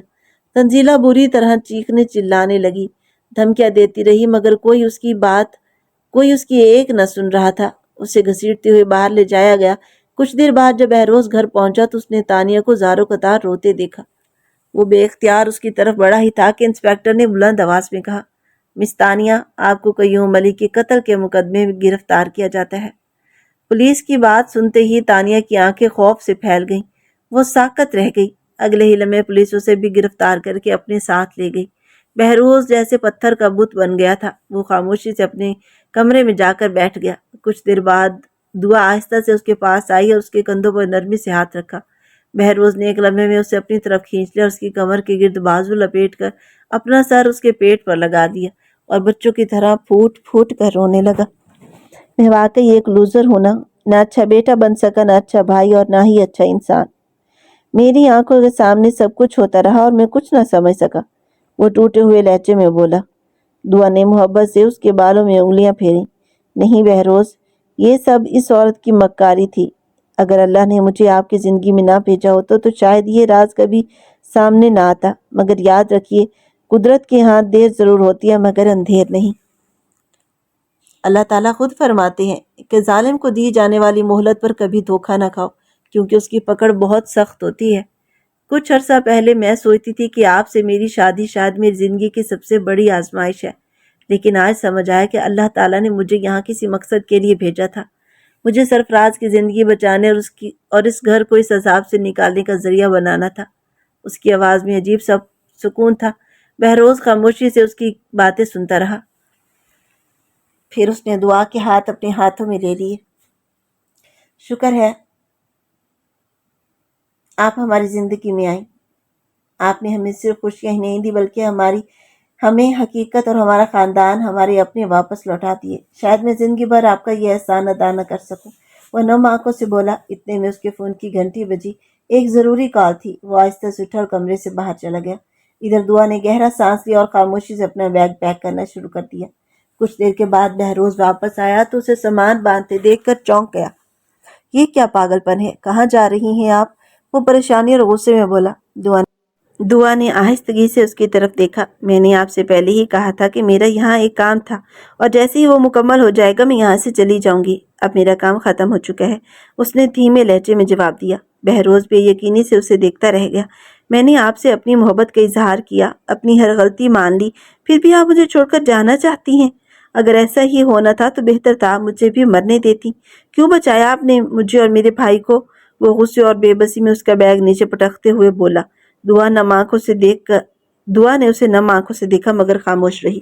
بہروز ایک لمحے میں اس کے قریب آیا اور اسے مضبوطی سے اپنے سینے سے لگا لیا۔ میں جانتا ہوں میں نے آپ کا دل دکھایا ہے، آپ کا اعتبار توڑا ہے، لیکن میں بدل چکا ہوں دعا۔ خدا کے لیے مجھے ایک موقع دے دو۔ اگر آج آپ یہاں سے چلی گئی نا تو میں زندہ رہ کر بھی مر جاؤں گا، وہ ہچکیوں سے روتے ہوئے بولا۔ دعا خاموشی سے اس کے آنسو اپنے دوپٹے سے صاف کرتی رہی۔ جب اس کا دل کچھ ہلکا ہوا تو بہروز نے آہستہ سے سر اٹھایا اور اس کی آنکھوں میں امید بھرے انداز سے دیکھنے لگا۔ وہ وہاں آنکھیں بند کیے خاموش کھڑی تھی۔ بہروز نے نرمی سے اس کی ٹھوڑی اٹھا کر اس کی آنکھوں میں دیکھا، جہاں اب نفرت کی جگہ اعتماد کی ہلکی سی جھلک اتر آئی تھی۔ اس نے آہستگی سے اسے اپنی باہوں میں اٹھایا اور بستر کی طرف بڑھ گیا۔ اس رات دونوں کے درمیان برسوں کی غلط فہمیاں، فاصلے، دکھ خاموش محبت میں ڈھل گئے اور ان کا رشتہ پہلی بار مکمل معنوں میں ایک حقیقی میاں بیوی کے رشتے میں بدل گیا، جہاں محبت، احترام، اعتماد نے ہر زخم پر مرہم رکھ دیا۔ صبح کی پہلی کرن کھڑکی سے اندر داخل ہوئی تو موسم پہلے سے کہیں زیادہ روشن اور خوبصورت محسوس ہو رہا تھا۔ دعا اب صرف بہروز کی محبوبہ اور شریک حیات ہی نہیں رہی تھی بلکہ سرفراز کی لاڈلی بہن بھی بنتی جا رہی تھی۔ سرفراز تو ہر وقت اسے بیٹا میرا بچہ کہہ کر پکارتی، حالانکہ وہ عمر میں ان سے صرف چند سال ہی چھوٹی تھی۔ وقت اپنی رفتار سے گزرتا گیا۔ رفیق احمد کا خاندان بھی بہروز کے ساتھ الوی ہاؤس آ کر رہنے لگا۔ بچے سرفراز سے اس قدر مانوس ہو گئے تھے کہ ہر وقت انہی کی گرد منڈلاتے رہتے اور سرفراز بھی ان پر اپنی جان نچھاور کرتے تھے۔ دیکھتے ہی دیکھتے 6 ماہ گزر گئے۔ رفیق احمد کی بیوی انیسہ کی عدت بھی مکمل ہو چکی تھی۔ وہ ابھی بہت کم عمر تھی، سرفراز سے بمشکل 1-2 سال ہی چھوٹی ہوگی۔ ایک رات دعا بہروز کی مضبوط باہوں میں سمٹی مسکرا دی کہ اچانک بولی، ایک بات کہوں؟ بہروز نے محبت سے اس کا ماتھا چوما۔ کہیے میری جان۔ دعا شرارتی انداز میں بولی، کیوں نہ انیسہ باجی اور سرفراز بھیا کی شادی کروا دیں؟ بہروز ہنس پڑا، آئیڈیا تو بہت زبردست ہے، لیکن بھیا کو منائے گا کون؟ دعا نے فخر سے اپنی طرف اشارہ کیا، میں ہوں نا، آخر میں ان کی بہن ہوں۔ اگلے ہی دن وہ سرفراز کے پاس جا پہنچی۔ پہلے تو وہ بے حد جھجکے، دعا اب اس عمر میں؟ سرفراز نے شرمندگی سے کہا۔ دعا فوراً بول اٹھی، بھیا عمر کا اس سے کیا تعلق؟ محبت اور ساتھ نبھانے کا کوئی وقت نہیں ہوتا، اور ویسے بھی مرد کبھی بوڑھا نہیں ہوتا۔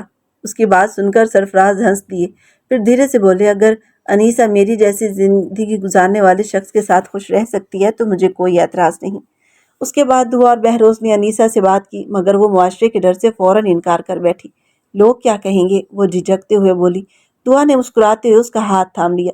لوگوں نے اس دن بھی بہت کچھ کہا تھا جب تمہاری دنیا اجڑ گئی تھی، مگر ان میں سے کوئی تمہارے آنسو پوچھنے نہیں آیا۔ زندگی لوگوں کے لیے نہیں، اپنے سکون کے لیے جیو۔ اللہ نے اگر دوسرا موقع دیا ہے تو اسے خوشی سے قبول کرو۔ دعا کی محبت بھری باتوں اور مضبوط دلیلوں نے آخر کار انیسہ کا دل بدل دیا۔ چند ہی دن بعد نہایت سادگی مگر بے حد محبت بھرے ماحول میں سرفراز اور انیسہ کا نکاح پڑھا دیا گیا۔ بچے اپنے نئے باپ سرفراز کے ساتھ بے حد خوش تھے۔ الوی ہاؤس جو کبھی سازشوں، نفرتوں اور آنسوؤں کا مسکن تھا، اب ہنسی، دعاؤں اور محبت سے مہکنے لگا تھا۔ کچھ عرصہ اور گزرا تو سرفراز نے آہستہ آہستہ اپنے قدموں پر چلنا شروع کر دیا اور انیسہ ہر لمحہ اس کا سہارا بنی رہی۔ اسی دوران دعا کو بھی ماں بننے کی خوشخبری ملی تھی۔ یہ خبر سنتے ہی بہروز کی خوشی کی کوئی انتہا نہ رہی۔ اس نے سجدہ شکر ادا کیا اور دعا کو اپنے سینے سے لگا لیا۔ دیر تک اس کی پیشانی چومتا رہا۔ پورا خاندان خوشیوں میں ڈوب گیا تھا۔ رات کو دعا حسب معمول اپنے بے حد محبت کرنے والے، خیال رکھنے والے اور وفادار شوہر بہروز کی باہوں میں سکون سے سمٹی ہوئی تھی۔ اس نے مسکراتے ہوئے آنکھیں بند کی اور دل ہی دل میں اللہ تعالیٰ کا شکر ادا کیا جس زندگی کا آغاز آزمائشوں، آنسوؤں اور نفرت سے ہوا تھا۔ جی تو دوستو، کیسی لگا آپ کو آج کا ناول؟ اگر کوئی کمی بیشی رہ گئی ہو تو معذرت خواہ ہوں۔ آپ پلیز اپنی قیمتی رائے مجھے کمنٹس باکس میں لازمی بتائیے، اور اس طرح کے مزید ناولز پڑھنے اور سننے کے لیے میرے چینل کو سبسکرائب کر لیجیے اور ویڈیو کو لائک بھی کیا کیجیے، اس سے مجھے ہمت ملتی ہے۔ ٹیک کیئر، اللہ حافظ۔